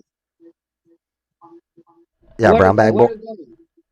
Oh, okay, yeah. No, it's not about color. No, but what is it? It stuck with me because everything you said except that. Okay, brown bag boy. Okay, do you know what like a backpack. The boys that carry a backpack, younger, what to say? Like they wasn't like the backpacks and the first. Right. These are the poor kids that can't afford a backpack, so you're the mule. You're going to go pick up the stash. So remember back in the 90s, we used to have the beepers, if you remember. People would call up on the beeper, and you would say, hey, I'm going to go smash, right? So you get like a 411. You're going to get those digits. You're going to go drop and do a booty call and all that. Yeah. But then we also had the drop points, right? We had the pay phones back in the day. If it rings once, guess what? You understand? I'm not saying I was about that life. I'm just going to say I was around people. I'm not stupid. I can observe. I've been out with buddies and stuff. You're in a car and stuff. And we're sitting there going to go to the bar, and then all of a sudden they're like, hey, man, we got to stop and pick up something. I was like, huh? Well, dude, we got to go to the bar. Next time we're going in a fucking shady area and stuff, and I'm sitting there like, dude, I'm the only white guy in the fucking car in this fucking shady-ass neighborhood. I'm going to get murdered here. Like, I don't want to be here. But the thing is, man, we'll just be a second. Man, hold on. They go run into some freaking apartment and stuff. They come back out. They got some shit and stuff. Hey, we got to do one more trip. Now, you know what the fuck they were doing? They're picking shit up and they're going to go fucking deliver. You understand? You're putting my life in fucking danger that somebody could roll up on us. And be like, oh, no, man, you'll be cool. You'll be cool with this. Everybody was fucking strapped. And again, in the 90s, that's just the way people were, right? Mm-hmm. Or maybe they were around me. I don't know about everybody else. Maybe everybody else was living in the fucking suburbs doing all this great stuff. But the way I grew up and stuff, I was 18, I'm on my own at this time. You understand? I did whatever I had to do to fucking survive. So when I say the brown bag boy and stuff, yes, because people. I'm not gonna say I never did it, but you're a runner. So the thing is, it's kind of like, yeah, but they would put stuff in the back. Because you think of a wino, right? The winos, they used to walk around with the liquor bottle. Mad Dog 2020, if y'all know what I'm talking like. Oh, yeah, that's a good cheap one. Yeah, so we used to have Boone's Farm. I used to love Boone's Farm. Yeah, Banana Red. And then we had Boone's Farm wine. You used to get that 2 for $5. You can sit here and get. Thing is, you don't get drunk quick, but it's creeper. Next thing you know, your legs are buckling. Like, oh shit, fuck me. But that Mad Dog, whew, lordy, didn't you have Beefeater? Oh, good God. See, once you get older, you realize, like, yeah, I was poor. And I was the idiot. I would drink anything. I used to be the person at the bar at the end. I would drink the slop tray. Ever had a slop tray? Oh, boy. When you're running the beer, all the leftover stuff. Yeah. Hey, man, anybody went to slop tray? Now, there's probably hair spit, whatever. They just pour it in. I was like, hell yeah, boy, we're going to throw it up. My drink of choice was 151 and Wild Turkey. I love my whiskey. But people are like, yeah, you promote it. Like beer and stuff, beer before, beer before liquor, always sicker. Liquor before beer in the clear. You got to coat your stomach. And if y'all really want a good drink, I'm not trying to promote alcoholism and stuff, but if y'all want a good drink during Christmas, it's called a purple motherfucker. It's about 7 layers of different alcohol. And you understand the different weights, but it makes like if you like fruity drinks, right? Like a Long Island iced tea, this thing will kick your ass way harder than a Long Island iced tea. But it's blue here. It's the blue motherfucker. Here. Oh, okay, yeah, Yeah, because the but one like you said, all those different liquors together, yeah. and see, like I used to do, what's the one? Because like at this point in my life now, people are like, hey, you want a drink or whatever? Because I'm still an addict, right? Just because somebody stopped, I know in my mind I'm still an addict. So the thing is, I try not to tip myself. The thing is, though, I have to set a limit. Like if I'm going to go drink or whatever, I might have 2 or 3 beers, but I know if I start getting drunk, I'm like a fish out of water. It starts tasting like water. I'll just keep drinking. For somebody small like me, you'd be kind of surprised I could hold my liquor. Now, I guarantee probably 1 or 2 beers, I'll probably go, ugh, because I haven't drank in probably 7 years now. But people are like, so you don't believe it? It's not that I don't believe in drinking. You can do whatever you want. Just be responsible about it. I used to drink and drive. I did some really stupid shit. And you look back at it like, dude, I could have killed somebody. Like, it could have been bad. Yeah. So, and again, it's when I share these stories, stuff, especially mainly with younger people, because I just feel like a lot of the younger kids, they don't got these examples these days. And I like rap music and stuff too, but this shit today this is not good. It's not good at all. I don't even listen to it. But see, back in the day, Public Enemy and all that stuff. Yeah, I was Black Panther. See, I like the Black Panther because of what was going on. It was Bill Clinton was going to be president. Remember, I voted for him from Rock the Vote. He didn't in hell. We're like, yeah, man, he fucking smoked marijuana. All right, fuck yeah, he's going to be a cool president. I'm not even a Democrat. The thing is, I became more conservative as I got older. But I voted for Bill Clinton. I voted for Obama the first time. The thing is, after the second term, I realized Obama's a fucking race baiter. He fucking turned our country really bad. And I understand people can agree to disagree. But the thing is, Rodney King, I remember that from the fucking 90s. I thought things were honestly getting better. Now again, maybe I'm wrong, but I was living in the fucking ghetto. So when people are saying, yeah, well, you don't know. Yeah, I fucking do. I wasn't living, a lot of people sounding like that word. See, can I ask something? When somebody says POC, have you heard that term? They like to call them POCs or POC, a person of color. I was like, what does that fucking mean?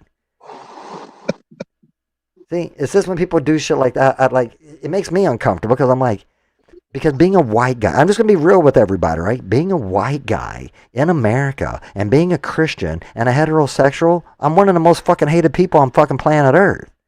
And I'm like, what the fuck did I do? I get along with people. I'm cool with people. I don't give a fuck if you're black or whatever. I don't see why do you even got to be brought up? Well, I'm a person of color. No, you're whatever, Johnny, you're Frank, you're Laquan, whatever. Who the fuck, why are you gonna, what else? I'm a person of color. I'm a white man. Like, you can't tell? Who cares? That has nothing to do with our pigmentation of the skin. And I believe in Martin Luther King, right?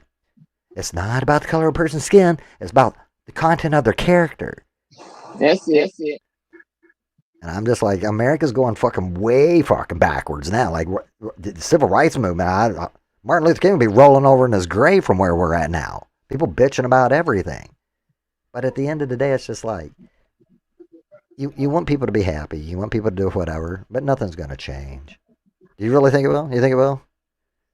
I don't know. What's what was the end goal with you and the second wife? Do y'all don't miss each other? No, we don't talk. So have you started dating now? Yeah, well, I tried. And again, I talk. The first thing, I don't know, it's because of my age. I don't know your age, but I'm not going to ask. It's not polite to ask a lady's age. I'm your age. We're together. Oh, okay. So we are kind of the same generation. So the situation is, Okay, so if you kind of know from Gen X and stuff, when we were kind of growing up and stuff, we were always kind of taught like, yeah, if you're gonna meet somebody, you meet them at the store, church. Church is always nice to meet somebody, but I've met some crazy people at church. So bar is not always good either, but somewhere in common, somebody might be. And it depends on what your interests are. The thing is, online dating. I don't know if you're into. I was like, you know what? I've heard. I used to laugh at people. Oh, I'm gonna date somebody online. They get married. I'm like, what? You get married and dating somebody online? That's weird. So I started doing this thing called Mingle, and the thing is, I did it for about 2 weeks, and then I started hacking them. So Oh Mingle, no. yeah, because all of them are scammers. The majority of those people, they're not even real people. And if y'all don't know, I've got videos on my YouTube if y'all actually want to see on how scammers kind of go about and do their stuff. So on your social medias and your Facebooks and stuff, there's a thing called OSINT, right? Open Source Intelligence. You can go to OSINT Framework and I can show you other tools and stuff. That's why I'm trying to tell Ashley D or any of these other people, look your information up. I'll even tell you how to do it. This is how I'm getting your information. It's called OSINT, Open Source Intelligence. And you type in your email address because you guys are dum-dums and you like to stick it up on your YouTube. So I took your YouTube and I take your email and you stick it in some OSINT tools and it does a search engine all across the internet. And now with AI, oh hell, it makes it a lot easier. So what happens is it's going to come back and it's going to show everywhere that email's been used on the internet. So any of your accounts that you use, so if you got, and what's even greater, you can find older stuff back to MySpace, Yahoo, AOL, Instant Messenger. Remember? You also remember Vines? So you got all these people that have all these different platforms, and now you can find out OSINT is the same thing with hacking. You're finding different pieces, right, of a puzzle. But the more pieces I get together, I get to see the full picture. So the thing is, nobody's information's private unless you're paying like an organization or something to remove your data. But guess what? Just because they remove your data, nothing's forever. We got a thing called the Wayback Machine that you can capture any fucking website that's been created since the 1993 all the way to current, and it can be deleted. The internet is forever. And then you also got to take into consideration what people take screenshots, right? So I tried to do this dating site. And what happened is, I started realizing a lot of these people were scammers. And the worst part is, I don't know if this ever happened. I don't know your relationship status. But what does say? You just break up, right? You're hurt. You're very upset. And you're just like, you know what? I just want somebody to listen to me. Somebody to talk to me. So what do? You go out on a website. And you're thinking like, you know what? I'm looking for love. And you're not really looking for love. You're just actually looking just for somebody to talk to you, to be truthful. And these people actually talk to you. You see where the problem's getting ready to lie here? These people don't give a shit about talking to you. They'll tell you whatever the fuck you want. But the thing is, and some of them are really good at what they do. And they're not always like foreign men. No, there's women that are into this stuff too because they're all making their little money. They don't always have foreign accents. I actually met some American women that were scammers that was into the shit too. And what they do is they tell you, yeah, I understand, and that they're going to be there. And you know what? They actually message you every day. You're like, And wow. how long before they start asking for some? No. I've had some. Again, the ones that start asking for, a card, or can you get me some minutes on my phone, or do whatever and stuff, or bank account, or they tell you some goofy story. Yeah, I'm stuck in another country, and yeah. No, some of them are good. You understand? Some of these scammers have probably been. I've been doing cybersecurity for 28 years, 28 plus years. So the thing is, if you sit here and you look at even with the scammer stuff, no, they've evolved too. And now you add AI into the mix, that's very complex. And some of these people, this is the thing you got to think of like from a hacker's view or even from a scammer's view. Sometimes I'm not even looking for you. You are just my gateway to a bigger target. See, when people think about, yeah, you want me and I don't got no money and I don't got nothing to hide and stuff, people are missing the bigger picture. Who, let's say, yeah, we'll just call you Kia, whatever. What makes Kia? And I'm just going to make a random situation because I don't want you saying information about yourself. But we'll just say Kia works at a bank, right? Now, you're not just a teller. You're actually a loan agent, right? So the thing is, or let's say you're a manager at the bank. That's even better. Well, the thing is, I don't want you. You are my access into that bank. Right? I'm going after the whale. I don't care. You're bait. That's why when people hack devices, we call these things called zombie devices or clones, right? And what do? You get on a network and we're going to take down different machines, right? And then what you do is pivot throughout the network like a virus, right? Same thing on people's phones. If I think about your phone right now is the most portable, personal thing about anybody. You remember Ashley Madison? Do you remember that hack? Ashley Madison was that dating website with all the movie stars and all that. Right. And they were very wealthy people. And their information all got leaked out, and how embarrassing. And then what do? If you don't want me to leak your information, you'll fucking pay me for it, won't you? See, this is what Ashley and other people need to realize. There's people out there and stuff. You understand? You're not going to be able to touch them with the police. What if they actually find some compromising stuff on you? Or maybe, and this is the thing too, when somebody hacks a network, as a network administrator, you always assume that the network's been compromised. All you're doing is mitigating. I tell everybody, you've probably already been hacked. Your information is probably leaked out online. And here's a way that you could do it. Take your email, and y'all can go to a website. If y'all want, I could actually do a screen share. We could have a little class right now.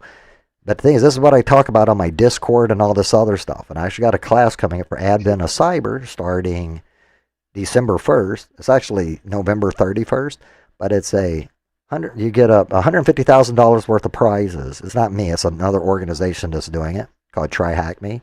But everybody can play along. And the thing is, there's going to be a challenge from December 1 all the way up to Christmas. And you get a raffle for each challenge you do, but it's going to go through different hacking scenarios and stuff, and you get to play along, and you don't even need the hardware. All you got to do is go to the website, and you can use their hardware and everything else inside the website. So you get your hacking machine and your target. Well, this is what happens. If I get on your phone, most people say, oh, I got two-factor authentication and stuff. Well, you do understand, if I need to get into your YouTube, right, and I say, I don't remember my password. I need YouTube to reset my password, right? So they're going to send me an email. Well, the thing is, I don't got access to your email because I'd have to get into Google. But you might even have two-factor authentication on. The thing is, though, it comes in an SMS message, right? They usually give you a password or whatever on, what? Or a password, a default password, so you can reset it on your phone, right? Mm-hmm. So, I don't know. What device do you think I would probably want to have access to? Your phone. How do you get access to people's phone? You ever heard of phishing attacks? You know those bogus emails that you get that sometimes you don't even know? And the thing is, if you work at a bank, what if I made it sound like it came from corporate or it came from a senior person? Or since you got Facebook or maybe you got some of your other social media accounts, you understand I've already checked those too. If I'm looking at a target like a business and stuff, I'm going to find out every damn employee. I want to find out what their job, what their roles are, and then I want to see, have they leaked any information out where they talked about personal stuff? Did they take any pictures and stuff at their work and actually post it on their fucking Facebook or Instagram or any of that stuff? That's why companies do not want you to share or be taking pictures and putting anything on your damn social media. It's not you. They're not trying to control you. You understand? You are causing them a liability, and they could actually lose their company. So people don't see the bigger picture. See, so I'm trying to give you from a hacker's mindset. And again, this is ethical hacking, but you understand, ethical hackers, we got to know how to do the bad things so we can harden up networks to protect from the bad guys. It's not just social security numbers, and it's not just about credit cards and banking and all that. This stuff is getting so bad now they can take your damn house with AI. All you got to do is know the robocalls you get.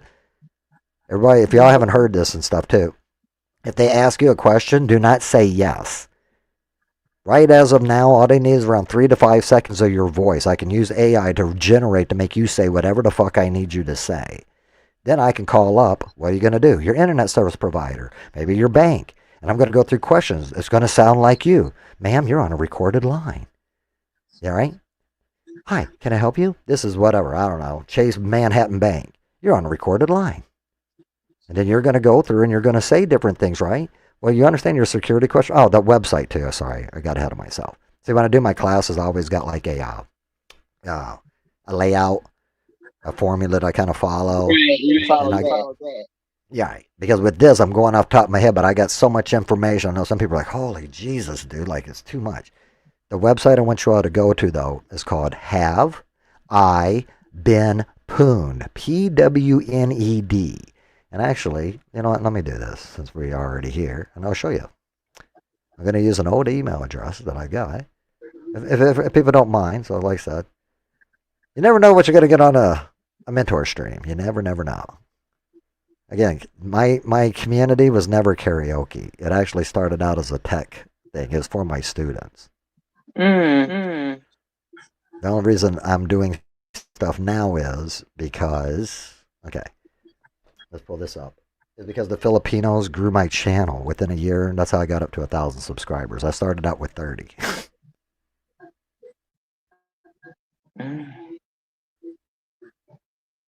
People ain't really into tech content, but it seems like people are getting more aware to it. So if we look here, let me put up, here, let me grab this. Pull this over here. All right. I don't want to use my same browser. All right. So if we come here, we're going to go, have I been, crap, wrong keyboard, sorry guys. Which one's playing? There it goes, okay. So, Oh, there we yeah. go. Have I, Oh, yeah. I been pooned? All right. See right here? Have I been pooned? Have I been pooned? Check if your email address has been compromised. And again, I'm not giving you, this is all ethical stuff. Here's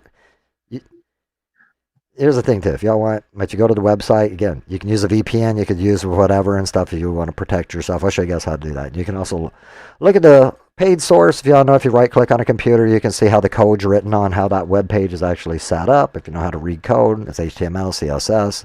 They probably got some JavaScript in here.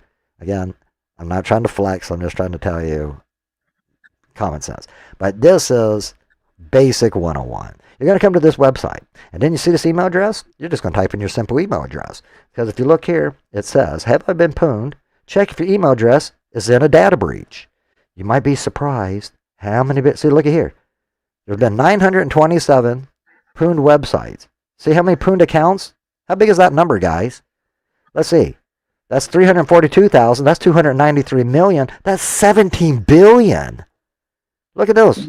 You think you're probably one of those numbers? How many people are here on planet Earth? Does anybody know? Is it 17 billion people? Or is that more than what we have here on planet Earth? So more than likely, one of your accounts has probably been compromised, if I had to guess. So what we're going to do here is, we're going to use an old one of mine. So we're going to go Jack. This used to be a website I used to have. Attack, right? We're going to go IT. See that? Whoops. Jack Attack IT. Okay? This used to be a business that I had. I used to do PC repair. You get it? Jack. That's me. My name's Jimmy, but people like to call me a nickname, Jack. But you see, you got Jack Attack It. See? Hey, I got a virus. What are you going to do? I'm going to Jack Attack it. Get it? See? I thought it was pretty good. I'm a nerd, so what do I know? All right, thanks, guys. All right, I'll be back tomorrow. All right, yeah, thank you very much. Make sure to tip your bartenders. Look at that. Even me. Cybersecurity for 28 plus years. Look at that. Email breach. 3 data breaches. Holy shit.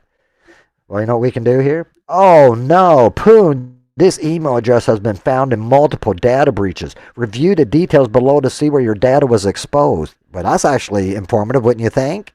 So let's look and see. Advanced Auto Parts. Holy crap, I bought stuff at Advanced Auto Parts. So more than likely, if my name was leaked, if you've been to Advanced Auto Parts in June of 2024, purchased anything offline, Advanced Auto Parts, see, and what's great, they give you articles so you can go look up and find out exactly what happened here. So Advanced Auto Parts confirms, see, watch, if we click this, watch, it's going to give us a news article. Advanced Auto Parts confirms data breach exposed employees' information. Now, I wasn't an employee, but it's, why did my information get leaked, right? When you think, but I'm not an employee. Well, let's look through here. Which was posted for sale for a popular hacking forum linked to unauthorized access to Snowflake cloud services. The breach exposed a large number of records related to both customers and employees. In total, 79 million unique email addresses were included in the breach, alongside names, phone numbers. Now, gee, I'm not trying to tell people to break the law and stuff. This could be your excuse. You hacked me. You doxed me. Did I really dox you? How did I dox you? No. I just happened to stumble across this advanced auto parts leak and your name was leaked. I didn't do the hack. Somebody else did the hack. Is that illegal for me to access this information? It's public information, is it not? It got compromised. If you click here, we can finally go back and maybe see, is that information? It's out on the internet. Hackers have it. So they now have your name, your phone number, your addresses, and further data attributes. Now think about it. If you buy anything from Advanced Auto Parts, what information do you think you do when you sign up for them, or information you give them? Is it more than email addresses? I think they also have some of your financial accounts and information. Look, physical addresses. So people can figure out exactly where the hell you live, right? And we can do view details, see? So we come here, see? Now it gives us more information about it. Now the thing is, you understand, it's like the law. Ignorance of the law is no excuse. I'm giving people information on, this is how you protect yourself. This is things that you could do to find out, has your information been leaked? And if so, get rid of that email, change your password. Bet you better do something. But guess what? It's already out there. So as we see, that was June of 2024. Here we got October of 2020. Gravatar. In October 2020, a security researcher published a technique for scraping large volumes of data from Gravatar, the service for providing globally unique avatars. Y'all remember that? Remember the little avatars people used to put on the Facebook and stuff? It probably came from Gravatar. More than likely, your information's out there because look, 167 million names, usernames, and MD5 hashes of email addresses used to reference users' avatars were subsequently scraped and distributed within the hacking community. 114 million of the MD5 hashes were cracked. So you think you got a safe password? Well, it's a hash. Well, they were cracked. 114 million of them, and distributed alongside the source hash, thus disclosing the original email address and accompanying data. Following the impacted email addresses being searchable for HIPB. And it gives you more information about that one. So now we come down to the third one. Canva. Any of you YouTubers use Canva? You might have used it before. Well, if you don't know it, in May in 2019, the graphic design tool website Canva suffered a data breach that impacted 137 million subscribers. You understand why they have to give you all this information? This is public information. They will get sued. They have to make you aware that your information has been compromised.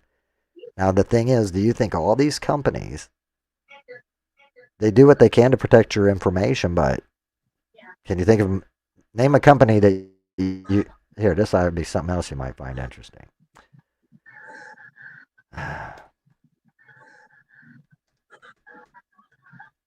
Oh, actually, let's go to the other one. I'll do this one in a minute. I'll show you. OSINT framework, right? And again, I got to do a disclaimer, okay? Any of these tools that I'm showing you guys are for ethical purposes only. Look up your own information. Using any of this information for any malicious activity or any illegal activities, you will be prosecuted to the fullest of the law. I take no responsibility for any of your actions. This is for educational purposes only, and also for you to use for your own cyber defense and be able to protect your own data. OSINT framework. Do you see what we got here? It's a chart. Not all these links work. They actually got a newer one. I'm playing around with that one. I'll give you guys an actual review. But again, this has been used for a long time. If you got somebody's username, you click here. Username search engine, specific sites. You click here. These are the different websites that I can use for the username search engine. All you on this chat right now have a username. We can put your name in here. I'm not going to do that. Why? I did not ask you permission to do this, and I have no reason to do that. Is this doxing? This is not doxing. This is public information. I'm scraping the internet of information that you're freely providing to me as you are right now in a YouTube chat.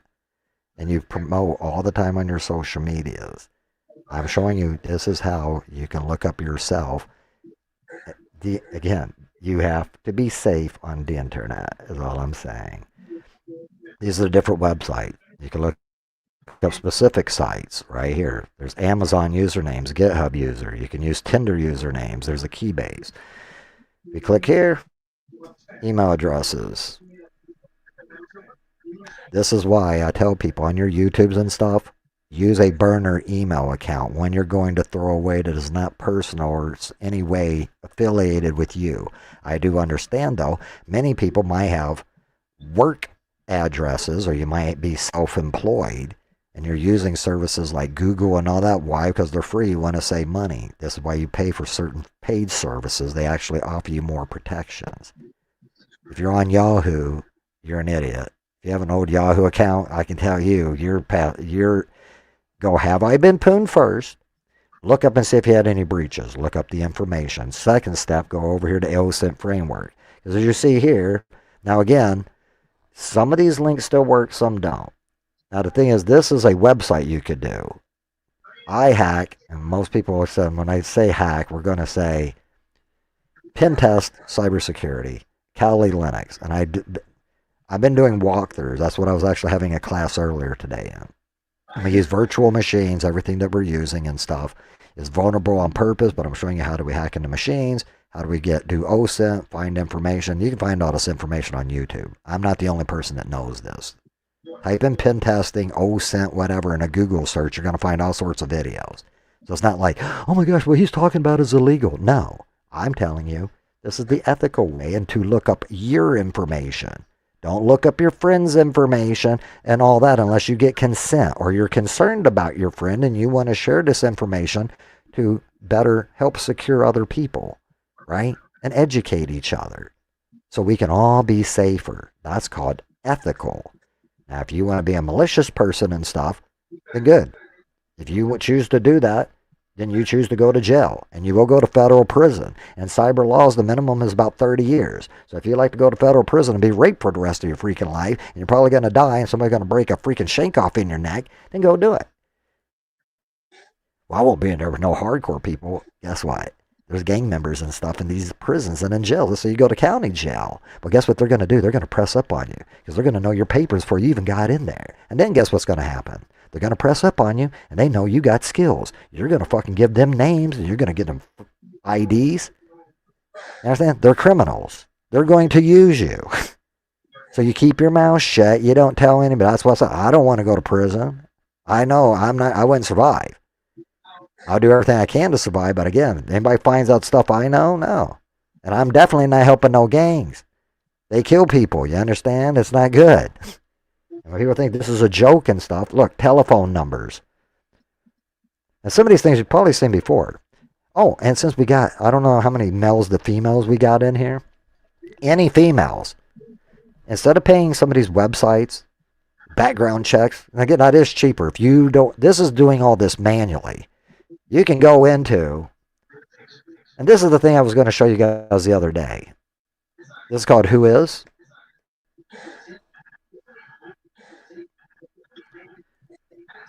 This goes out, I don't know, because this ain't Ashley Deer or whatever, but y'all were mentioning something about a website. Somebody posted a website and stuff that y'all were kind of wanting to know. I said I could look up the information. I'm going to give you all the tools and show you. You guys can look it up if you all want to do it and stuff. Because, like I said, nobody reached out to me. You can do I can, but you can do Who Is. Who is really easy. That's what you do. See, Who Is domain lookup. If you know the name of a website, so let's say we're just going to pick some random website here. So let's do, or if you know the IP address. But let's say www.google.com, right? We all know Google. So we go google.com. You're going to hit search. This is how you find out the information. See how quick this is? If you see and go to domainsgoogle.com, it was registered on 1997. This is all public information because it's required by law. If you got any website and stuff, you have to register. It expires. So like I said, if you got GoDaddy or whatever, it's going to show you the provider that you did when you built the site. And then when it expires, you got to renew your license, right? It was updated, the last update of that website. If you don't also know, Google uses a thing called crawlers that goes around each web page, and it can give information about that through a robot text file. And I show you how we can do that in some CTS, capture the flags, when we're doing hacking. These are the different statuses right here. See, right here, prohibited server transfer. It talks about the different servers. These are the different other name servers that they have. This is where the information gets really good. This is the register. This is going to be the person's name. As you see, this is called Mark Monitor Incorporated, right? That's the company. They have an ID number right here. This is their email address. See? This is an abuse if you need to call that if somebody's doing abuse. And then they have a phone number here. That's somebody's abusing any of this information. That's what this stuff's for. Here's your registration contact. No, Google LLC, which is correct. The country is the U.S. So let's say you're going to a website. You're like, oh my God, maybe it's a scammer. Type in the website, go to this, and you're going to find out.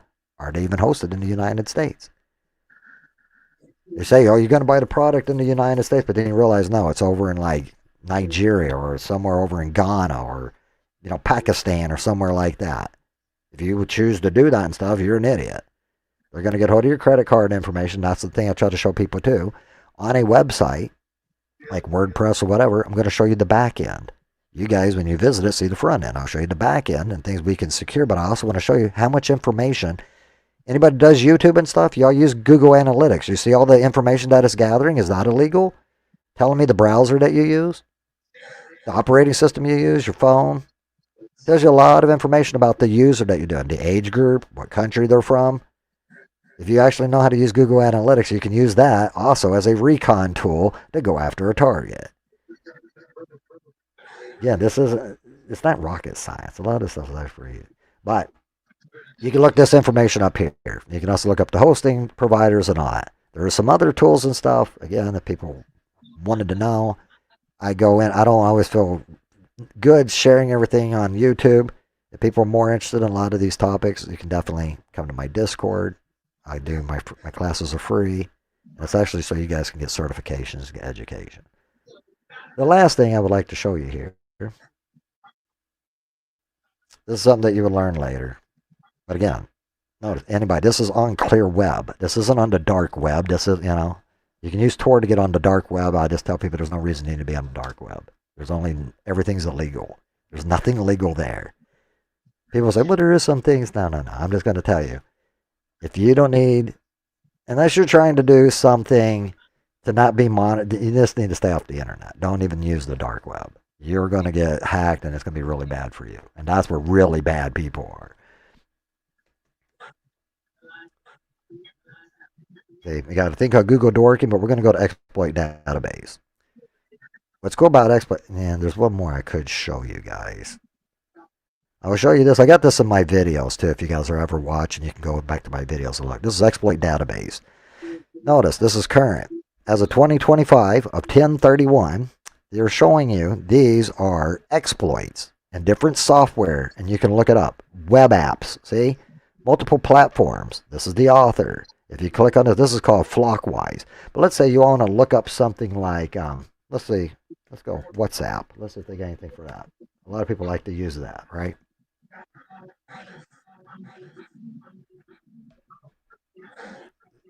So we can look by the date. In 2020 of 4/6, they got a WhatsApp desktop right here. Evidently a persistence cross-site scripting. So what you do is you find your vulnerability, whatever software that you're looking for, and we do recon on target so we can find out what software is running on a computer or on your phone and all that, an app or whatever. And if you're on an Android phone and you download an APK that you think is a game, what you might not realize is that it looks like a game and it's execute, but we're running code in the background. I just got access to your phone. So now I got your webcam, we got your cameras, we got access to your damn phone, your contacts, everything. But you'll never know they're there. Because the Android phones don't have any security unless you're trying to run some type of firewall, like Malwarebytes or something like that. And having some protection is better than no protection. Oh, but I got an iPhone and I'm super secure. Think again. I like people to do that too. I got an Apple. I'm so secure. Okay. So if you see here what this tells you, these are called CVEs. And what they do is they're telling us about the exploits. And it tells you about the code and everything else that we can run. See, here's the code. This is how you run the exploit. This is more technical, but the thing is, you never download any code that you don't know what it's doing. So you got to learn to at least understand code and understand the exploit and how it works. Because if you see, it was tested on a Mac OS, Windows, and an iPhone. And notice it was back in 2020. This is why we update our software, right? Keep your computers updated. And why you want to stay on the latest version of Android or iOS. But people don't, because people are lazy. And that's where people take advantage. And we exploit them. And especially hackers. Especially. But there's a lot of cool stuff that you can do here. But again, cool little database that you can check out. OSINT framework. Hopefully you guys made a note of that. And have I been pooned? Which I would say definitely start out there. And you guys want, let me show you one last thing. You guys might like this. I'm going to do a little plug since we're on my YouTube. So we're going to do Try Hack Me. This is for my Advent of Cyber. So if y'all didn't see, I got a little short little video. It was a little bit of a teaser. I shouldn't have added stuff to it, but I was like, I never made shorts, so I was going to screw around and see if I can do stuff. So if you look here, Try Hack Me. This is what we're going to be going over. But see, learn cybersecurity. Try Hack Me security training. A lot of this is free. They do get some paid stuff, but the majority of stuff is free here. Try Hack Me is a free online platform for learning cybersecurity, using hands-on exercises and labs all through your browser. And that's kind of the same thing that I do, but we're going to be hosting them on our local computers. So we don't have to always be in the browser and using other resources. What if your internet goes down, right? The thing is, we're doing it locally. Why is this not going in? Oh, wait. I think I'm already signed in. Yeah. I'm already signed in. Oh my gosh, guys, look. Look, my name's Michael. Oh my gosh, don't hack me. I never use my real names. Y'all do that? Y'all use aliases, AKAs? I got several names. I got several email accounts and all that. Again, I do it because of hackers, right? And also because of my career. You think I'm going to put all my information out there so people can come and hack me? No. I'm not going to say that they can't. I'm not testing any hacker and saying, yeah, come at me. I'm untouchable. I'm not stupid. But the information I'm giving you, if you want to hack my Try Hack Me account and take over, I don't got any finances or anything attached or affiliated with this. And again, I really hardly ever use this. I only do it mainly for Advent of Cyber. But if y'all don't know, so there I am logged in, but we could go type in Advent of Cyber. And I'll just give you, I just did a class earlier today on this, but I was doing it on a virtual machine. See, Advent of Cyber 2025. So if you guys have any kids at home, again, I don't know how old your kids are, but even if you got older kids, or even if you yourself want to do it, I think this would be great for you guys. And it's a fun Christmas story, and it's fun to play with your kids. So everybody can learn security, and we can all get better. See, Advent of Cyber. Learn cybersecurity for free with 24 beginner-friendly challenges starting December 1st with over $150,000 in prizes. If you notice, we got 2 days, 10 hours, 26 minutes, and 41 seconds. And what I'm going to be doing is I'm going to be making videos each day of each challenge. So on December 1st, I'm going to wait 24 hours so people can at least try to attempt it, and then I'm going to give a solution the next day.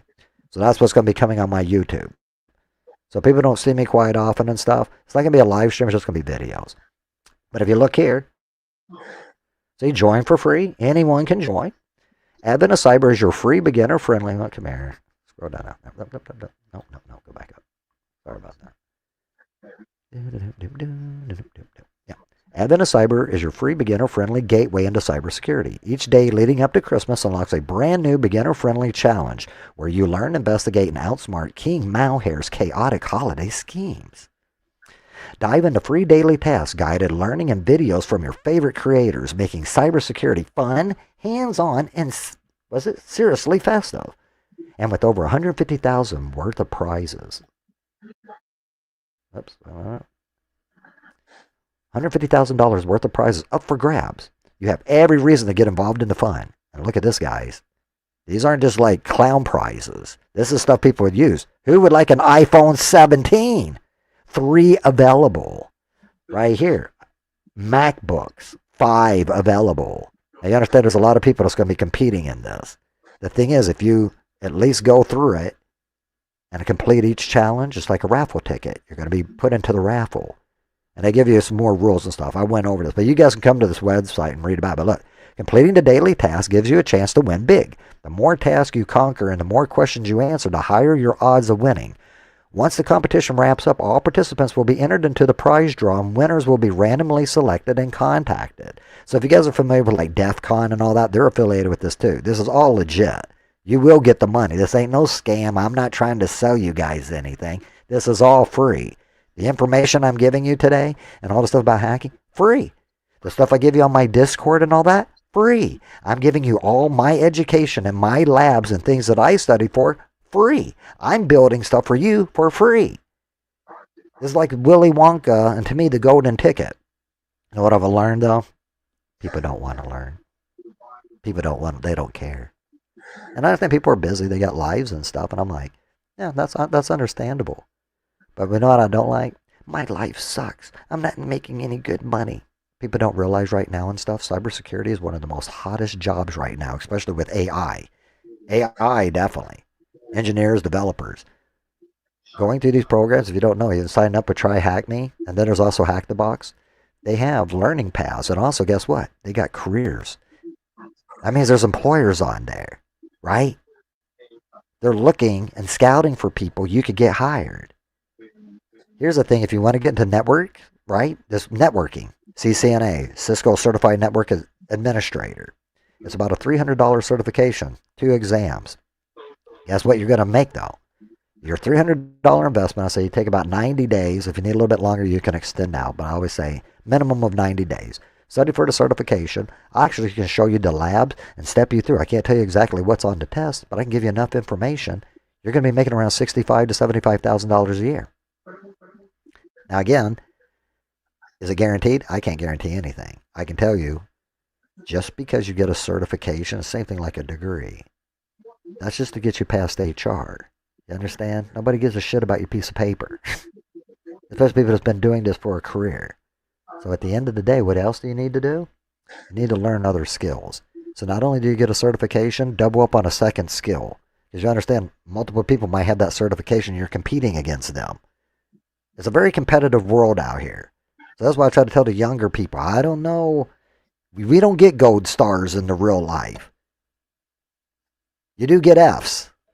And the stuff that I'm even teaching in my Discord is actually a class. People go to college and pay for this crap. I'm giving you information for free so you can build yourself up. The only thing I ask people to do is what? Pay it forward.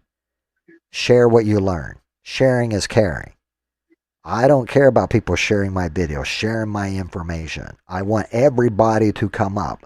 Do you know why I do it? Has anybody ever noticed the name of my channel? It's called Mentors. I mentor other people. You know why? Being homeless and coming from the streets, nobody gave a shit about me. I didn't have all this information at my fingertips like people did. Right? I used to have to go to a library, read books, but I'm a nerd. I like shit like that. But the thing is, people now, there's no excuse. No fucking excuse.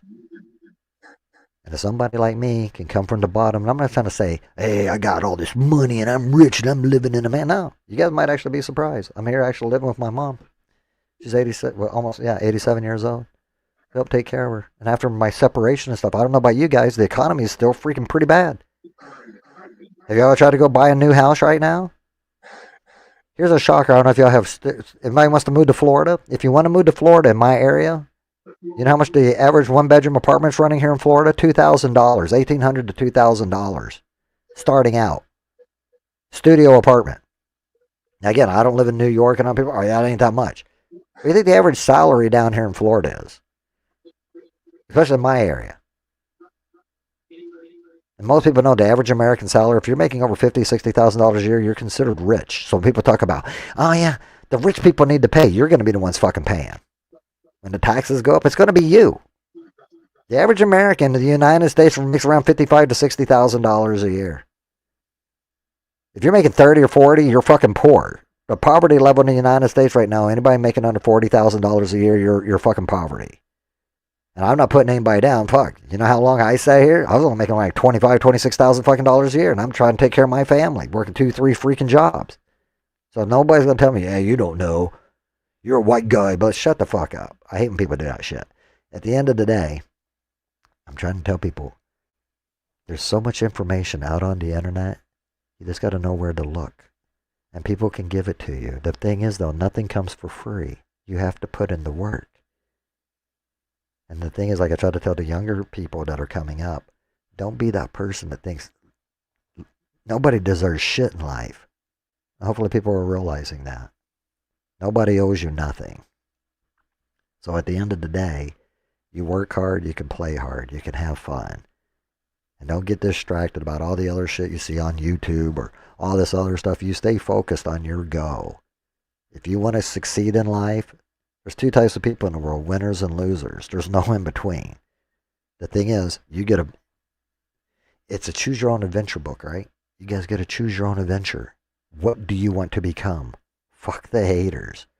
Now, the thing is, don't be delusional, though. Some people get delusional, like, there's nothing wrong in my life. I'm doing everything perfect, and look at these people. See, don't be that person. That means you're ignorant. You don't want to learn. And employers and other people don't want to hire you. Why? Because you're going to be the complainer that don't want, and you also got to take the initiative. Nobody's going to hold your hand. And that's the thing with cybersecurity. I always let people know. If you need guidance, people will try to help you. But there's a thing is, people say, not every question's a dumb question. Yeah, there are dumb questions. I'm just being honest. There's dumb questions. And then there's people that are lazy that don't want to take the time and think other people are going to do your work. The thing is, you need to realize, if you're not going to take the time and the effort, that's called disrespect to other people. Other people's time is valuable. They're trying to share with you skills. And I understand there are some assholes at jobs. Some people are just dickheads. The majority of most people that I've met, too, people hate their jobs. This is not a job. This is called a career. There's a difference.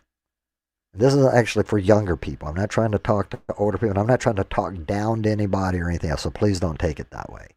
I'm just trying to tell you, if you apply yourself, even with cybersecurity or even just trying to learn and stuff, you will go far. And maybe, again, I don't know. I'm optimistic. If you live in the United States of America, you are the most fortunate person on freaking planet Earth. There is no excuse. Everybody has it tough, but thank God you're not in some other third world country or some other where you don't have this. China and other places say, oh, they're doing super great. A lot of them, they don't have access to the same freaking internet we do. They're being monitored. And again, it's nothing against Chinese people. It's not against any people, but they're corrupt governments. And even with my own government here in the United States, there's many things that I'm questioning. I don't understand. And honestly, Republican, conservative, whatever, Democrat, whatever you are, it's not even about that. We're all Americans at the end of the day. We all want a good life for our families. I'm hoping so. But I have met some people, no, they don't give a crap about their families. They don't even give a crap about, they don't give a crap about anything. And all they want the rest of us to do is to take care of them. And I'm trying to tell you, President Trump's in for the next 3 years. If people don't like it, that's on you. Shit's coming. We're cleaning up these cities. And I don't know about you guys, and this one thing before I end my stream, I would like to ask everybody. If Charlie Kirk's assassination did not move you or touch you, you're just an evil person. And I'm not trying to say, oh, call people good and evil and stuff. I'm just going to say, there's something wrong with you. That if you lost any empathy or passion for a father, that what was he, 30 years old, and he had two children, very young children, you're just, yeah, you're an evil person.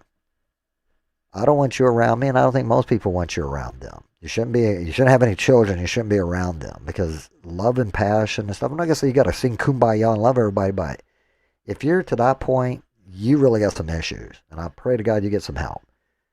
The second thing I want to say, and this is what I want to say for definitely the end of the stream, is say a prayer.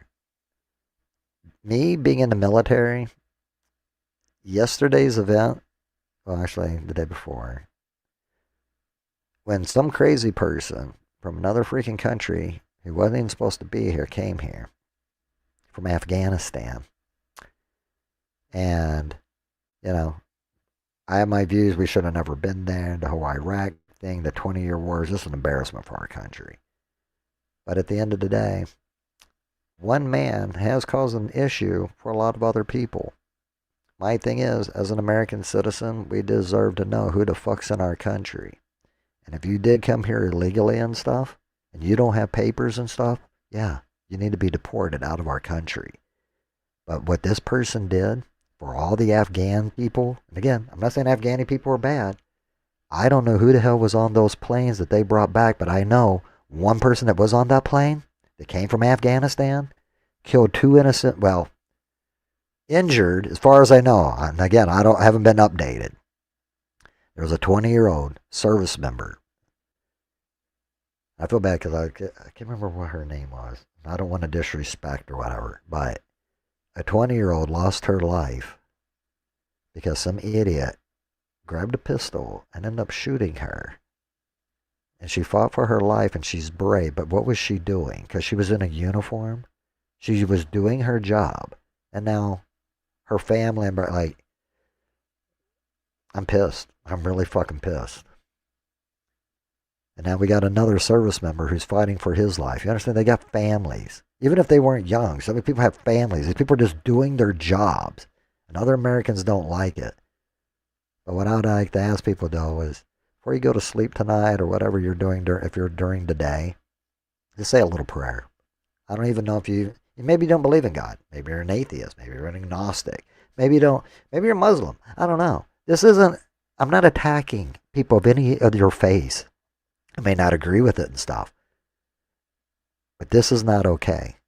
And if my country's honestly came to this point that we're going to sit here and people are going to celebrate and think it's okay to murder other people, then let's burn this motherfucker down. I'm all game in. If this is where, honestly, our country's at, that we're going to celebrate the death of Charlie Kirk, we're going to just honor and glorify murder and killing babies and taking people's children and stuff, then let's fucking do it. Everybody already feels it. I'm not calling for violence on YouTube. Again, you can try to censor me, do whatever. I'm just going to try to say, if this is where America's come to, 1776 needs to start all over again. For 250 years, our country's been around, and I don't fucking plan on going anywhere. And I made an oath to the Constitution of these United States to defend and uphold the Constitution of the United States against all enemies, foreign and domestic. If you shoot one of my service members and my brother and sisters in arms, regardless of the military, those are fellow brothers and sisters. They're fellow Americans.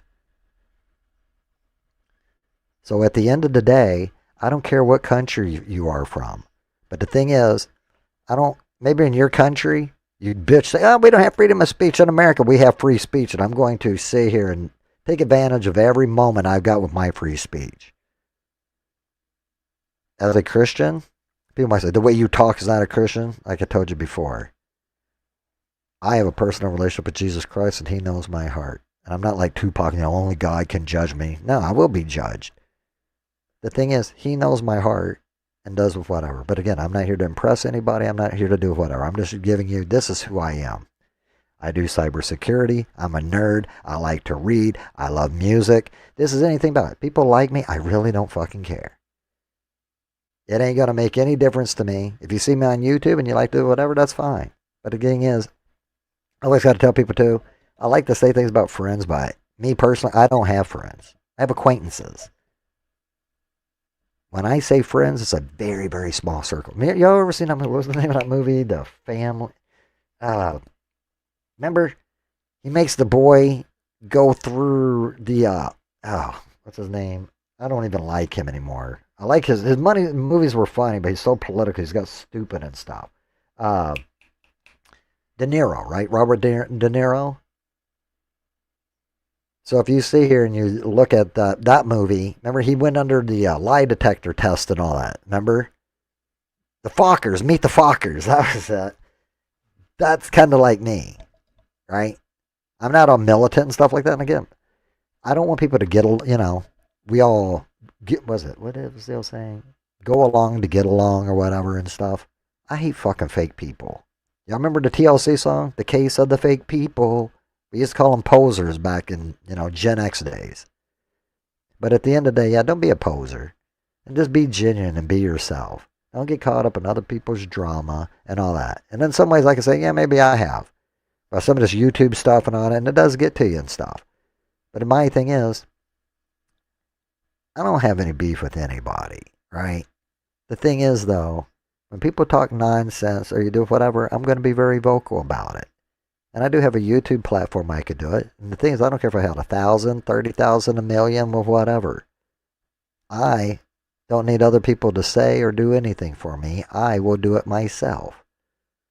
Because the thing is, it's like debating, right? If you want to get a cordial debate, it could even be whatever. Usually in an actual professional debate, you're right, I'm wrong. And the whole idea and stuff is my claim is going to go against your claim, and you're going to prove me right or wrong, or I'm going to prove you right or wrong, right? But the thing is, it doesn't matter about us. It depends about the audience. They're the ones that get to decide. And if we move the meter and stuff, I win, you lose, however it goes. The thing is, in real life and stuff, it don't always work that way. And you can't always convince people because people are very nuanced, right? We're very sophisticated. Not everybody, but I'm gonna say the majority of most people. I don't want to look down on anybody. And I think everybody, again, we're all created in the image of God, and we're all here for a purpose.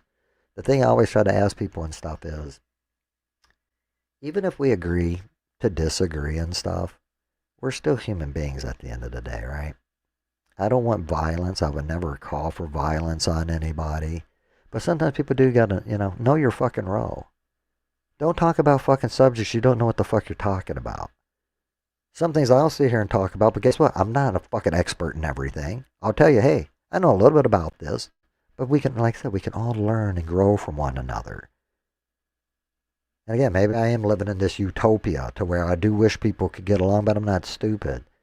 People are always going to find differences about each other, and that's because of the fall from grace. Sin. Original sin. Cain killed his own brother Abel, so why the hell would I love my sister or my brother or whatever and stuff? There's no difference between you and anybody else, right? Cain killed his own brother. Should I be any different? Am I my brother's keeper? Y'all remember that? And again, it's not even trying to preach to people. It's just morals, ethics, values, integrity. When I was in the Marine Corps, we had an acronym. JJ did tie buckle. Justice, judgment, decisiveness, integrity, right? If you go down through it and stuff, where did all that go? And my last statement, again, I want prayers for the National Guard member that's fighting for his life and the family. But the last thing I would also like to add is like, us as people, we're not going to be here forever. And I'm 53, I'm getting older and stuff, but I'm starting to think more about it. What are we honestly going to be remembered for? And I'm not, again, actually, I don't want to say us. What am I going to be remembered for? What are you going to be remembered for? Because when you do look at life and its full, the full lifespan, I guess, of the life, the full experience, there's two things that we always see. You got a date of birth, and you got your death date, right? Does any of that make any difference? It's that little dash in between, right? That was the whole journey. What was that journey? Was it even worth it? Oh, I'm going to go to heaven. I'll be with God. But did you make a difference while you were here? And the difference, was it a positive difference or a negative difference? And again, I'm not here to point fingers and say, look at me, everybody. I'm so great. I got a lot of work to do on myself. Trust me, way a lot to do. But honestly, from somebody who, like I said, I suffer from mental illness and having bipolar and not always being accepted and being the misfit and stuff. If I'm they say mental health is a crisis in America. If we're the ones that's fucking crazy, what the fuck's wrong with the rest of you? What is fucking normal? Is this really what's fucking normal? If it is, I don't want to be a part of it. I think you're all fucking crazy. When I say you all, if the shoe fits, wear it. Because I'm part of the problem too. We're all fucking part of the problem. We can all become better. And on that note, I want to say, I love you guys. I really enjoyed tonight, and I had fun. And how long did I go? Oh, I went for about almost, 3 hours and 40 minutes. So hopefully you guys had fun with a little bit of the karaoke. And like I said, we had some issues and stuff, but again, I thank having people come up on my panel and sing with me. So having Kia come up and stuff, hopefully we might be able to figure something out. But again, if we ever want to sing again, my panel's always open. I am a very talkative person, and if people actually want to talk with me, I'm always open. If you don't know, on my YouTube channel, if you are interested, my Discord link is there. Discord is free. It's a free app. So if you guys are more interested in learning about the cybersecurity and the things I was talking about, or you want to participate in the advent of cyber watching my videos, on the Discord, after I post my YouTube videos, you can watch the walkthrough. You can actually come down and hang out and ask me questions. Because each day I want to do like a Q&A, like a follow-through. So on that note, hopefully I'll see you guys again soon. And thank you for always giving me some support and hanging out with me. And just, yeah, whatever.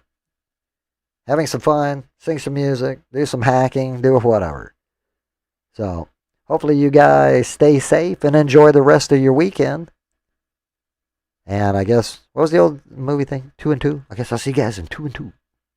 But on that note, I want to say everybody stay safe. I love you guys. Semper Fi. Hoorah, devil dogs. Love you guys. God bless the USA. Hoorah. Love you guys. See ya. Bye-bye.